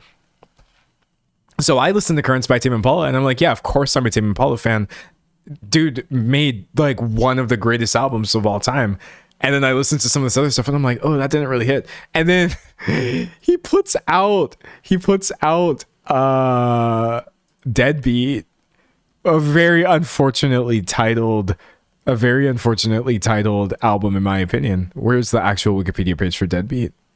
Okay, never mind. I don't even. Oh, here it is. Dude. I didn't like it at all. I was like, oh wait, I actually like. Dang, I don't even know if I really rock with your artistic sensibility at all. Maybe I just really liked that one album. But that was my experience. If you're like, I love Tame Impala and actually Deadbeat's a great album, I'm not even saying it's a bad album. I'm just saying like, oh man, I didn't even know someone could make music that I actively don't enjoy listening to like this. Someone said, do you believe you would survive a zombie apocalypse? No. Oh no, please. I would fold immediately. Right away. I'm telling you, like, I would be like, you know what? Clearly, listen, we've had this thing happen and this thing happen and this political situation and this disenfranchisement, and now we have a zombie apocalypse. Let me just take the hint. Sticks out my neck. Actually, why am I acting like they're vampires? They can bite me anywhere. Here, zombies, just go ahead and do what you have to do. Do what you have to do. Anyways, Alex G has some really cool and interesting ideas. Are you a fan of Aurora? Yes. Someone said I would sacrifice myself. That would be me, essentially. If y'all care about survival in the zombie apocalypse, let me know. And I'll jump out there and be like, hey, zombies, bet you won't eat this. And then while they're just doing whatever they're doing, y'all can go run away. Essentially. But yeah, that's me for sure. I would be I would volunteer a sacrifice. Anyways, what else we got? Someone said, brother, I'm already tapped out of this world, let alone zombie apocalypse. Yeah, no, I'm so sorry. Look, I muster empathy for everything that's happening in this world, for sure. But I'm not actually going to muster up any empathy for a literal zombie apocalypse. That's when I finally check out. And I'm like, never mind. I can't care anymore.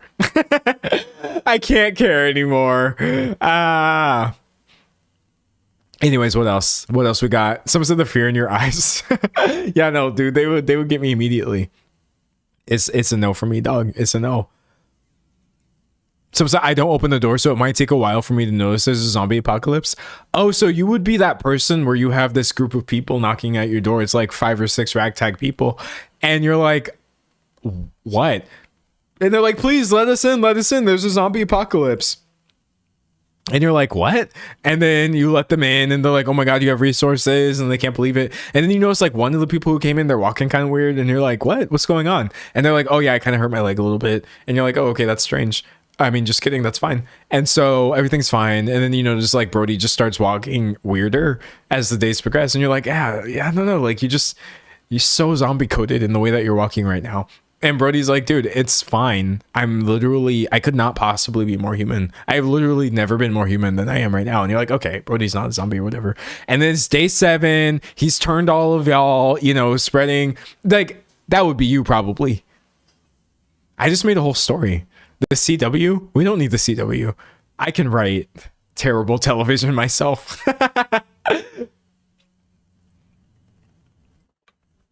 Someone said Plants vs. Zombies. Let's go. In Plants vs. Zombies, I would be a plant. For sure. For sure. Have you played Deltarune? The beginning of it. I need to finish it. Well, I can't finish it because it's not done, right? But I like Deltarune and Undertale quite a bit. Quite a bit. Someone says suspicious amounts of food orders start going undelivered. Gosh. Zombie coded. So zombie coded is legendary. I'm just saying, when Brody starts giving zombie, you're like, why is it giving zombie right now? And it's like, bro, it's not giving zombie. I just walk like this. And it's like, okay. And then he attacks you at night. And it's like, you should have gone with your gut. Anyways. Someone said conspiracy theory. I don't think zombie apocalypse will be that bad scientifically.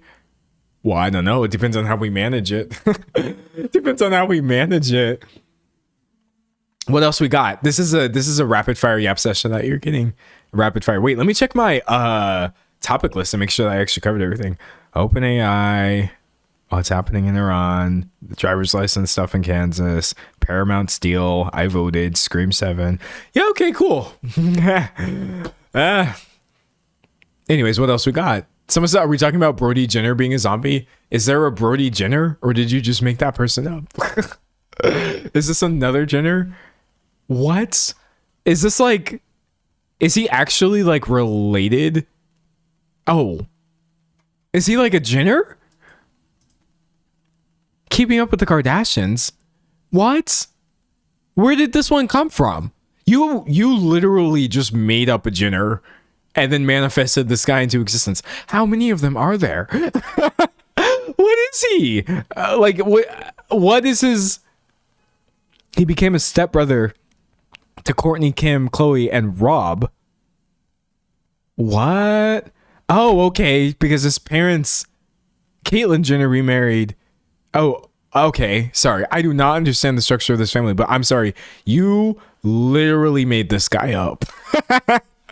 There can't be a Brody Jenner and a Kendall Jenner and a Kylie Jenner and a Kim K and a Chloe and I'm missing someone.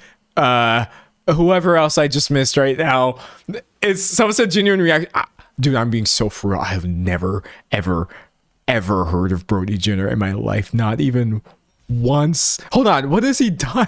Okay, so he was on The Hills 2007 to 2010. That was a little bit before my time. I would have been like 12 in 2010. He was on Bromance, in which young men competed to become part of his entourage. Wait, what?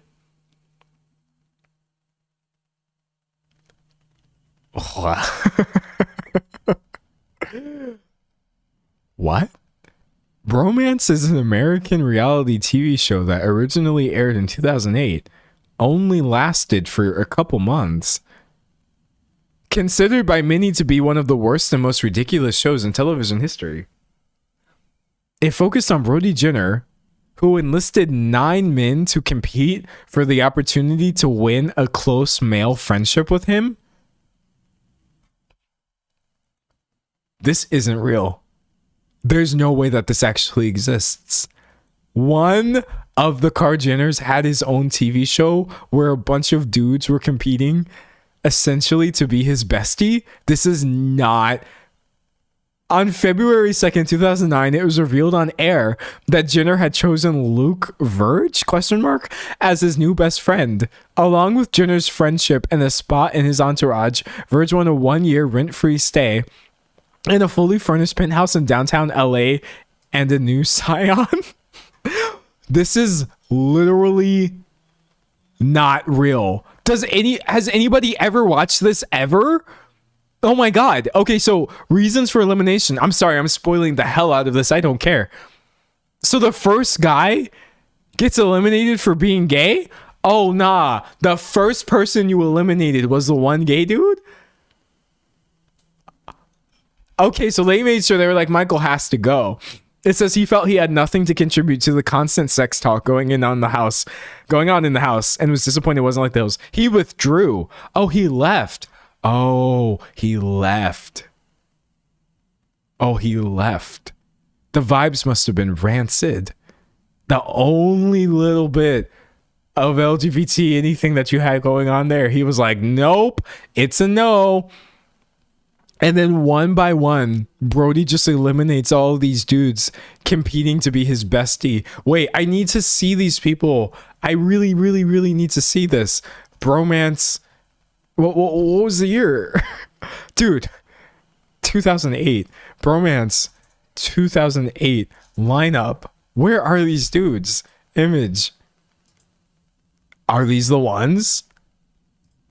This is such a small picture. What? Hold on. Okay, here we go.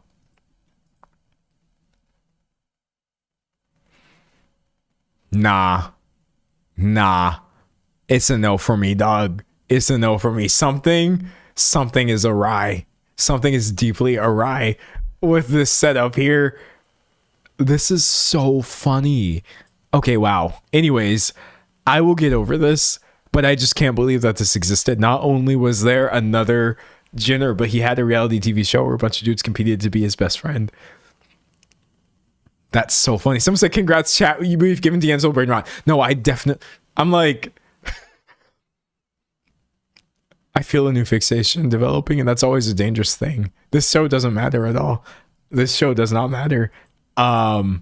Can I tell you about one of my reality TV show hyperfixations? Actually, hold on. I can prove this. I'll be right back.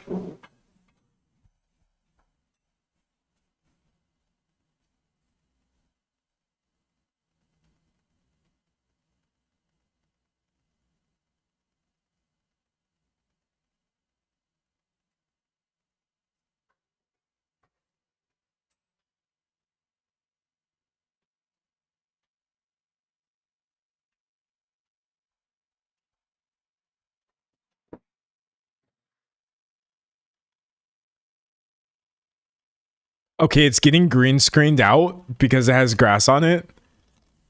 Manor House. PBS's Manor House was my last reality TV show hyperfixation. If you're like, why does he have it on DVD? I don't even have a DVD player. I had to like buy something that I plugged into my computer that allowed me to look at the extra features on here, essentially. I just got so obsessed with this show. So the way it goes is you have, I forget what time period it is. It's the early 1900s, and you have all these people in the house, and they have to live like it's actually the 1900s. And it's so interesting. Hold on. Like, I swear to God, you probably won't even be able to find it easily to watch. Is it this one? Okay. Yeah, it's also apparently called the Edwardian Country House. So it's the Edwardian era, but in the United States, it aired as Manor House. Dude, so much drama. So much drama. Someone said you need to watch Love is Blind. No, I don't need to watch Love is Blind because it could never actually compare to all of these people LARPing as Edwardian people. Hold on, where's the cast? Okay, here we go. Dude, I swear to God, it was so funny. And it was like not just funny though, because obviously society was quite unjust at that time period. So you literally got the people who got to be upstairs. Wait, I think these are all the workers. I don't know where the family actually is. These are all the workers. Manor House PBS family. Yeah. Okay, so you got the upper class, who I have so many mixed feelings about these people. This was the family. The manor was theirs. Every servant who worked at the manor was at their disposal and was to be treated however the family saw fit. So you essentially watch these people just be random Brits coming in here from their modern lives, well, modern in like 2002 or whatever, and seemingly decent guys, and you just see how quickly they turn into nightmares for the staff. So you have like the head butler or whatever he's called, and the footman, and all the scullery maid, and the people. You have the chef. The chef was so funny. It's such an interesting show. They even had like a private tutor, and I don't know. It even got kind of real at one point where they had the tutor. They were being racist as hell to him, actually, if we're being honest. And he kind of pointed that out, and that didn't go very well. It was really, really interesting. And the reason I have this on DVD is because I had initially gotten it on streaming, and I was like, but I want to watch the special features. And I went to PBS's website. They still have a website, by the way, for this show. PBS Manor House. The website is still live, and I could not tell you why. And I was like, oh my God. So I read all the interviews, right? You have exit interviews with everybody. And then I wanted to watch the actual videos that they have. I don't even know where the videos are. Somewhere on here. They have behind the scenes. Oh, video diaries. Yeah. I wanted to watch these, but I can't. They don't work anymore. None of these work. And so I was like, no. And then I was like, wait a second. I bet somebody has this as a featurette. So I bought another copy of this, and I had to buy a DVD reader, and I plugged it in, and then I watched all the featurettes, and I was like, oh my God. Damn.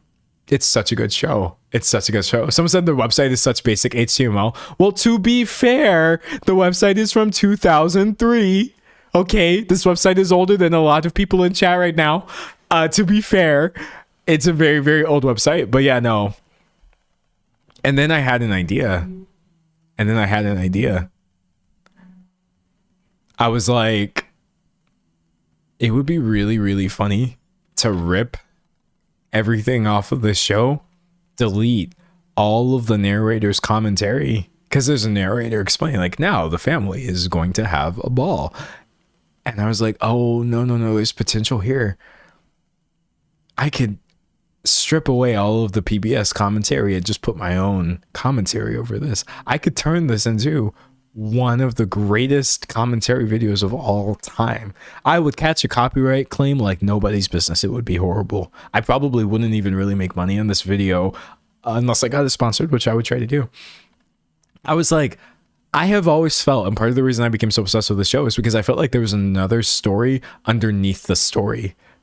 I felt like, yes, it's just a haha reality TV show, but it's definitely an exploration of how when people, the more privilege people have, the more they use it, and the more you take away people's idea of what they can and cannot do, the more they start believing it, and just watching them very quickly fall into an unjust hierarchy.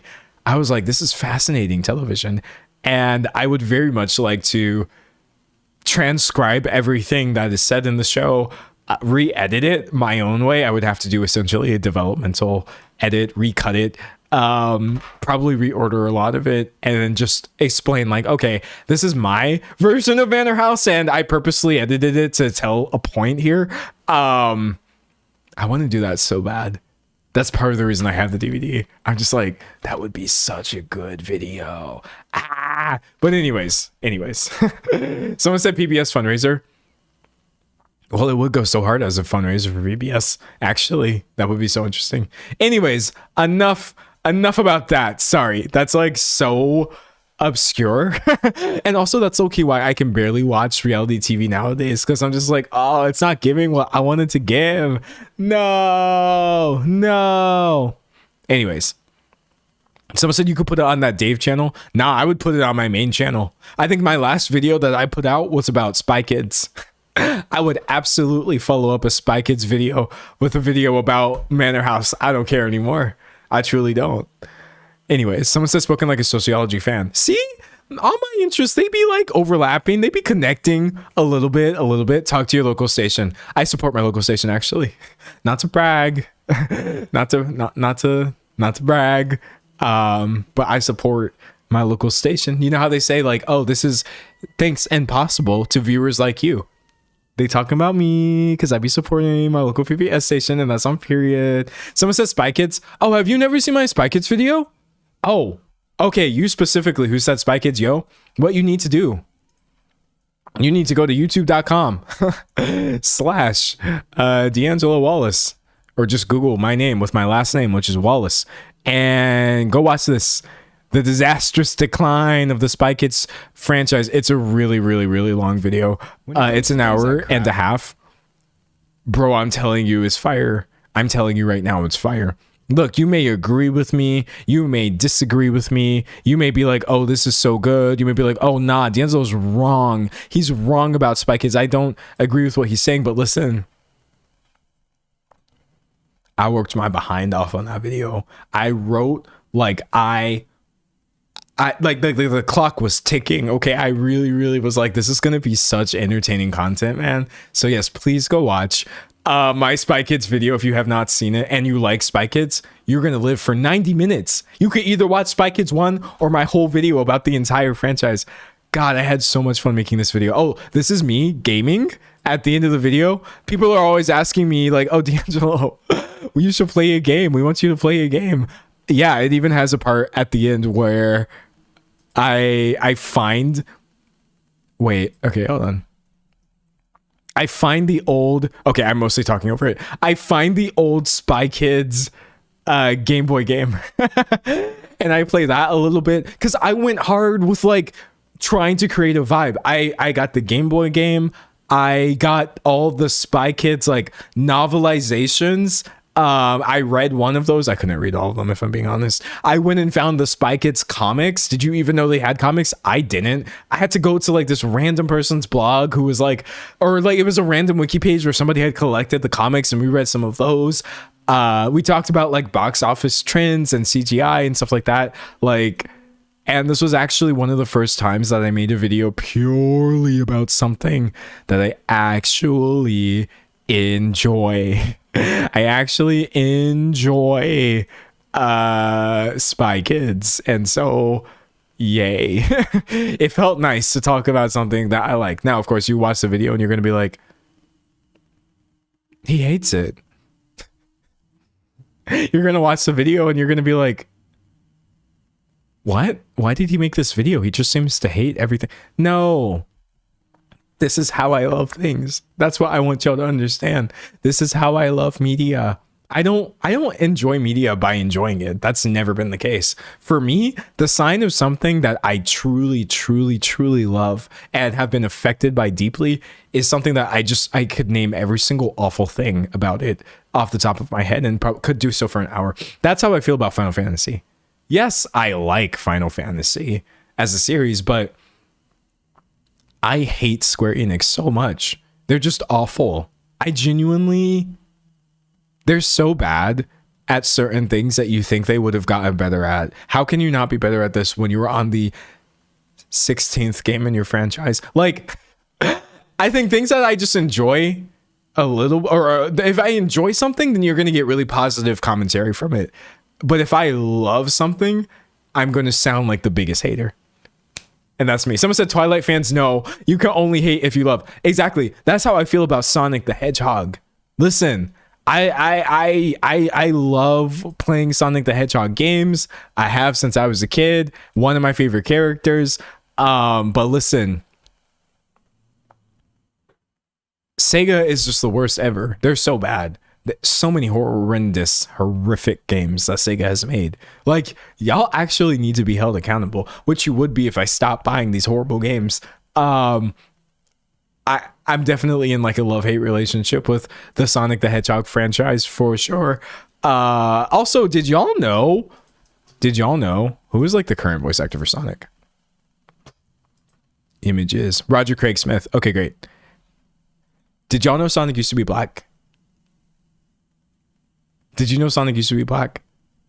Listen, I support Sonic as he is right now. Obviously, he's Sonic for sure. But for a brief and wondrous period, we had the Sonic. There's actually been more than one voice actor for Sonic of various people. But we recently had the 90s Sonic the Hedgehog actor who was Jaleel White. Did y'all know this? I don't know where this AI image came from. Steve Urkel.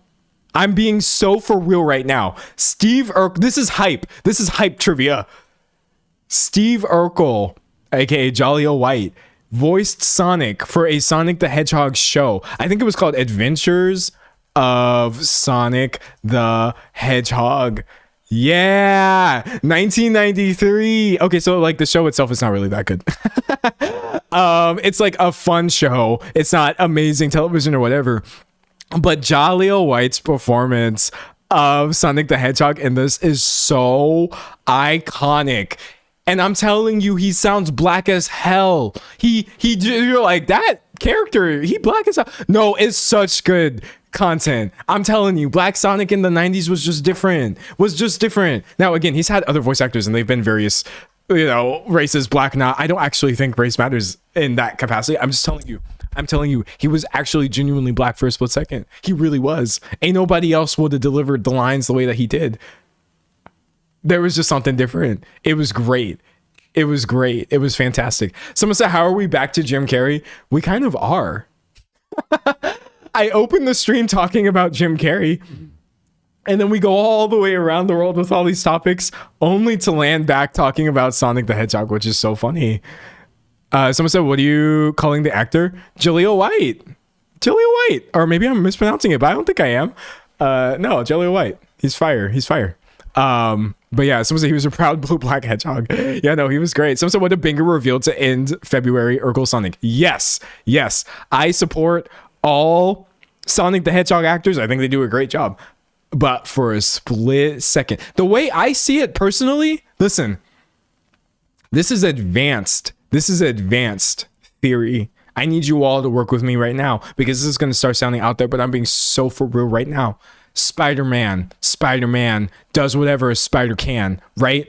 The same way that Spider-Man to me is everybody. I consider every single iteration of Spider-Man to be valid personally. Do you understand? Peter Parker is Spider-Man. I'm not that kind of guy who's like, no, there's only one Spider-Man. What's his face? Miles Morales, my favorite Spider-Man, if we're being for real. Miles Morales is Spider-Man, right? Spider-Gwen is not, like Spider-Man. But honestly, she's also Spider-Man in my book. All of these people like represent what Spider-Man means. And I feel the same way about Sonic. I just don't think people realize that. They think like, oh, Sonic the Hedgehog is just one character. Yeah, he is technically and canonically always supposed to be the same guy. But I'm telling you right now, 90s, Jaleel White, Sonic the Hedgehog is literally like the Miles Morales of the Sonic the Hedgehog franchise, and most people don't realize that because the show is not very good. But it's still fun. Anyways, that's my most esoteric pop culture take today. Someone said Urkel's character had some really assaulty lines / actions towards Laura Winslow's character in Family Matters. Oof. You're probably right. Look, I'm going to be really honest with you. I have not watched that show in like 20 years. So anything that I liked when I was a kid, I watched it as a kid. So I can't even say like, oh yeah, in retrospect, this was actually quite problematic. But I believe you honestly, because a lot of things that I liked when I was a kid, I do grow up and reevaluate. And then I'm like, oh, what? That's not good at all. Oh no, man. So I'm telling my brother this, he's gonna geek out. Yeah, no, it's great trivia. So there's so many different Sonic canons. There are though. Like Sonic has some crazy like time travel or like multiple reality things happening. It's really interesting. So I doubt it aged well. Yeah, I could tell you it did not age well. Probably the 90s were a time. Yeah, the 90s were not good. Also, I mean, I was born in 1998, but I still saw the ramifications of the 90s. Obviously. I'm sorry, when people like yearn for simpler times, I'm just like, I'm not trying to invalidate you because I myself have definitely yearned for like, oh God, I remember when my biggest concern was, am I going to have time to finish this one video game before I play this other video game? And yes, as a 27-year-old in 2026, I often do think about that time. But that doesn't mean that the 2010s were good. The 2010s were terrible. They were awful. They were literally horrific. And I feel the same way when people talk about like, oh, I miss this time. No, you don't. No, you don't. You miss who you were at that time, and including whatever perspective you had of the world that made it like seem, someone said simpler for me. Yeah, things might have been simpler for you, but buddy, it's a no for me, dog. It's definitely a no for me. Anyways, someone said I hate the diet culture of that era. Dude, it's so back though. It's so back though. We haven't, it came up in our last stream where we talked about briefly about like body image trends and stuff like that. I feel like every single bit of you have to be skinny or you're ugly that was happening at that time period is trying to come back with a vengeance. Do you all notice that? I get so like, someone said don't even get me started on diet culture. No, it's so bad. It's so bad. Everybody like, first of all, by the way, if you are like a thin person or whatever, I'm not criticizing you. I'm also a thin person. What I'm saying is this being the standard, like, oh, this is going to be what everybody needs to aspire to. Everybody needs to be skinny or whatever. And everybody turning skinny now. And I'm just like, oh no, what's happening? Low rise pants coming back. I mean, that's just a style of pant, but like, I'm like, oh, we are actually literally doing like this 2000s 90s thing. Like guys, it was just supposed to be an aesthetic. We weren't actually supposed to bring back everything bad about this era. No. Someone said I don't understand nostalgia, but I only remember bad stuff. Oof. I feel like for me, I didn't understand nostalgia until I hit a certain age, and then I did. But that's just my experience. I think wholesale, I tend to really not get it. But sometimes I do. Someone said I will be dead in the ground before I wear low-rise pants. Yeah, no, like I can't believe where we're at, man. Someone said don't get me started on the low-rise jeans coming back. It's not a good sign. I don't think it's a great sign. It's still just a fashion trend, obviously, but it is indicative of some things for sure. Anyways, someone said bring back wearing a short sleeve over your long sleeve like it's Camp Rock. No, I agree. Do you know why? Because I missed that the first time. Listen.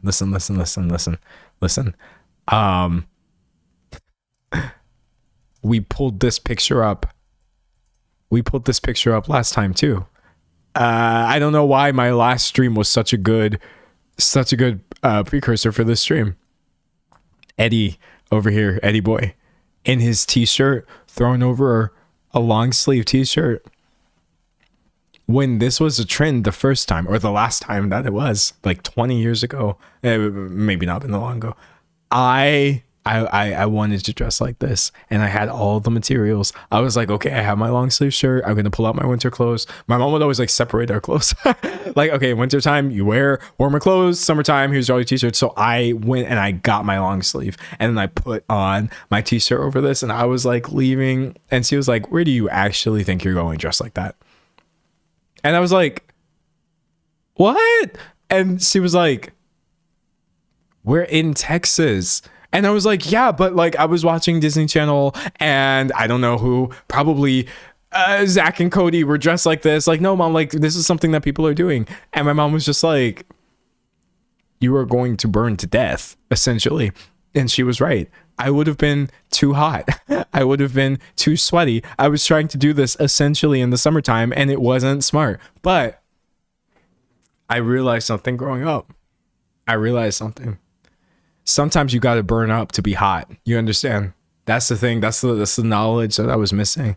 Sometimes you got to burn up if you want to be hot. It just makes sense from like a scientific mathematical standpoint. So that being said, it's really, really, really hard to do any sort of fashion that involves layers while living in the American South or any sort of like hot climate, I would imagine. It's the bane of your existence wanting to do like cute layered trends and stuff, but then you go outside and you're like, oh. It's so bad. I just like this and I grew up in the desert. See, you understand. Sometimes you gotta burn up if you want to be hot. But I could not convince my mom of this as a child, and she was like, D'Angelo, please dress appropriately for the weather so that you're not uncomfortable. And I was like, ugh, I guess valid argument or whatever. But that's why I want this to come back. I want this back. Do you understand? Now, I don't care if it's actually back or if it's not back. Now is the time. I would like to throw a t-shirt over a long sleeve shirt. This was such a popular trend. They would even sell single layer versions of this. Listen to me. You could go to the store and buy what looks like what Ed Sheeran's wearing right here, but it was actually just one shirt. They would sew a second set of false sleeves onto it. And sometimes you would even have like a false secondary collar at the top. So you don't even have to wear 2 layers to always get this look. But yeah, I want it to come back, and maybe it's coming back. Everything from that time seems to be coming back. I'm gonna make it come back. Someone said they sell them again. I'm gonna go get one. I'm gonna wear one. If they have the fake version of this right here, best believe I am actually going to buy that. Someone said you don't need to wait for it to be back to wear it. No, you're right. We can make it back. Exactly. Oh, that's so good. I had one in the mid 2000s. I miss it. Yes. No, you were there while I was there. Someone said they were more uncomfortable than the 2 layers. They probably were, honestly. When they sold sets of the layered tops with a pair of capris, my family always got those for me.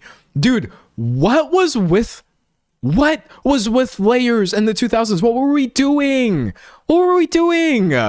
Layers, 2000s, fashion. I swear to God, what were we actually doing? Open image in new tab. What was the intention? what was the thought pattern? Hold on, images, new tab. When I was there, I was like, yes, this is the look, and that's on period. Yes, I'm finna put a shirt on top of my shirt. Yes, I'm finna wear multiple bracelets at the same time. Why? What were we doing? I'm so lost when it comes to the way that 2000 fashion worked. It just, is this like 2000 fashion coming back or something? No, this was 2004. This is 20 years ago. Someone says skirts over pants. Yeah, look, this is I think that's Anne Hathaway wearing a dress over jeans with high heels. I'm telling y'all, that was literally the look. It was literally the look. This was so peak. That's the thing that y'all don't understand. I know that Gen Z makes fun of this, but here's the thing. I am the oldest Gen Z person to live. That's the thing that Gen Z doesn't realize. I will never allow you to make fun of this because I am also almost a millennial, which really shows you how stupid the whole age range is. Millennial date range. Yes. Okay. So according to this, millennials, the date range ends in 1996. 1996. As somebody born in 1998, I'm telling you, I can't let Gen Z drag this because I was also there. Okay, I'm a cusper. Also, another thing, which really makes me feel like a millennial sometimes and not Gen Z. I'm class of 2018. I graduated in 2018. I started college early and I got my bachelor's degree in 2018. Do you know who else graduated college in 2018? Millennials. Young millennials. So like all the things that were happening culturally, I was there. I was there for Harry Potter mania and like all of these things and the layers and these things like Tumblr happening and all of these things. Like this was literally my childhood and my experience. So I definitely feel like I know that some of y'all would not allow me to call myself a millennial, and that's fine. But like, you literally could have gone to college with me though. Like, it doesn't even like, it's such a small thing that the difference is barely there. So I'm an honorary millennial. That's how I feel. I'm an honorary baby millennial. Because that's the thing. Millennials can be like, they can be born in like the 80s. So obviously they can be like 40 now. 40 like 6. Actually, you could be millennial and you could be pushing 50 right now. That's kind of exciting if you think about it. And I want to get to where you're at. So I'm not trying to claim to understand your whole life experience. That's not where I'm coming from. But I saw you guys as an adult. I was you guys as like younger brother. Does that make sense? When you were busy being millennials, I would have been your annoying kid brother watching you turn into the generation who has the buying power, essentially. So I was very much there when you were millennialing. Okay. Someone says 44, not 46. Okay, 44 makes more sense. So you guys aren't 50 yet, but you will be. Oh, just wait. And then I'll be soon to follow. And then it just continues. It continues. Someone said I'm 1998 and I firmly identify as Gen Z. I mean, me too, as well. I know that, like, I just said all these things, but like, I am still Gen Z. Literally everything that like broadly applies to Gen Z does apply to me. Being a digital native, you know what I mean? Web 2.0, watching YouTube as a child, doing all these things. Like, yes, I'm totally Gen Z. That's me for sure. But baby. Some say I'm 47. I'm Gen X. Yeah. Well, then 47 is like the very entry point of Gen X. So I don't know. Gen X was my parents. I don't know anything about Gen X. Gen X honestly was the ops. Not now. I'm an adult, but like when you're a kid, essentially your parents are low-key your ops. And so that's how I felt about Gen X for a very long time. I was like, boo. Gen X was the one telling me not to wear 2 layers of shirts out in the Texas heat. I was 12 and I was like, boo. But now I realize like all of these labels are just dumb. They're honestly just dumb. They're dumb as hell. Like, yes, some of us may be Gen X and some of us may be millennials and some of us may be Gen Z, but we are all people, and you know what will go a long way? Some class solidarity. just a crumb of class consciousness across age ranges, and realizing like, oh, it's not actually that like this age range of people like totally ruined the economy for this age range of people. It's like, oh no, actually like people in a different class have ruined things for all of us. And it's actually never as simple as just pointing fingers at the people who came directly before you. You're more likely to get the right answer by pointing at the people who are directly above you. You're probably going to aim a little better with the blame game. Again, pointing at people below you, you're younger, you're messing things up. No, it's not us. It's other people who have a vested interest in keeping us feeling as separate from each other as possible, because then you don't realize that the power that you have, essentially. So, yes, I'm Gen Z. Yes, I am not a millennial at all, but I watched millennials happen. I was there for Tumblr. I was there for Harry Potter. But also, we all in this together, and I ain't finna let nobody draw any goofy lines between us based off of some goofy arbitrary dates. You feel me? You feel me? That's how I feel. That's my opinion. Someone said the boomers. I mean, look, I can't even be blaming boomers. Because honestly, though, I've said it before and I will say it again. There's some lit boomers. I don't think it's most of them that I've encountered. But here, how to word this? Okay, I'll make this my last point, because then I gotta hop off. I'll make this my last point. There's never been a 100% vote for anything. You feel me? Even back before, when things seem to be very, very awful for people, worse than they are now, there was still people saying, no, this is wrong. I don't care if I'm like 5%. I don't care if I'm 10%. I don't care if the vast majority of people disagree with me that this social thing. There have always been people standing up for things, and some of those people are boomers now, and there's still the same like angry kind of like leftist or left-leaning people that they've always been. Or some people definitely change their opinions. They actually genuinely do. You're taught that these things are, you're taught wrong is right as a child, and you grow up believing these things, and then you grow up and you're like, no, I don't believe that. So there's a lot of really like angry old people who absolutely do not support the things that are happening. They don't support what other people are doing. I have talked to, just in my touching grass, I talk to people who are in their 70s, talk to people who are actually literally pushing 80, who are just like, no to billionaires, no to this administration, right? No to all of these things. There's definitely some lit woke boomers. It's just very hard to find. I had to go to a book club before I found my woke boomer group. Anyways, bye everybody. Bye everybody. I really enjoyed the stream. Sorry that it wasn't like super coherent. Just a lot of things going on in the world, and I just wanted to play topic spin the wheel today. I didn't want to avoid anything. So I'm in serious topics.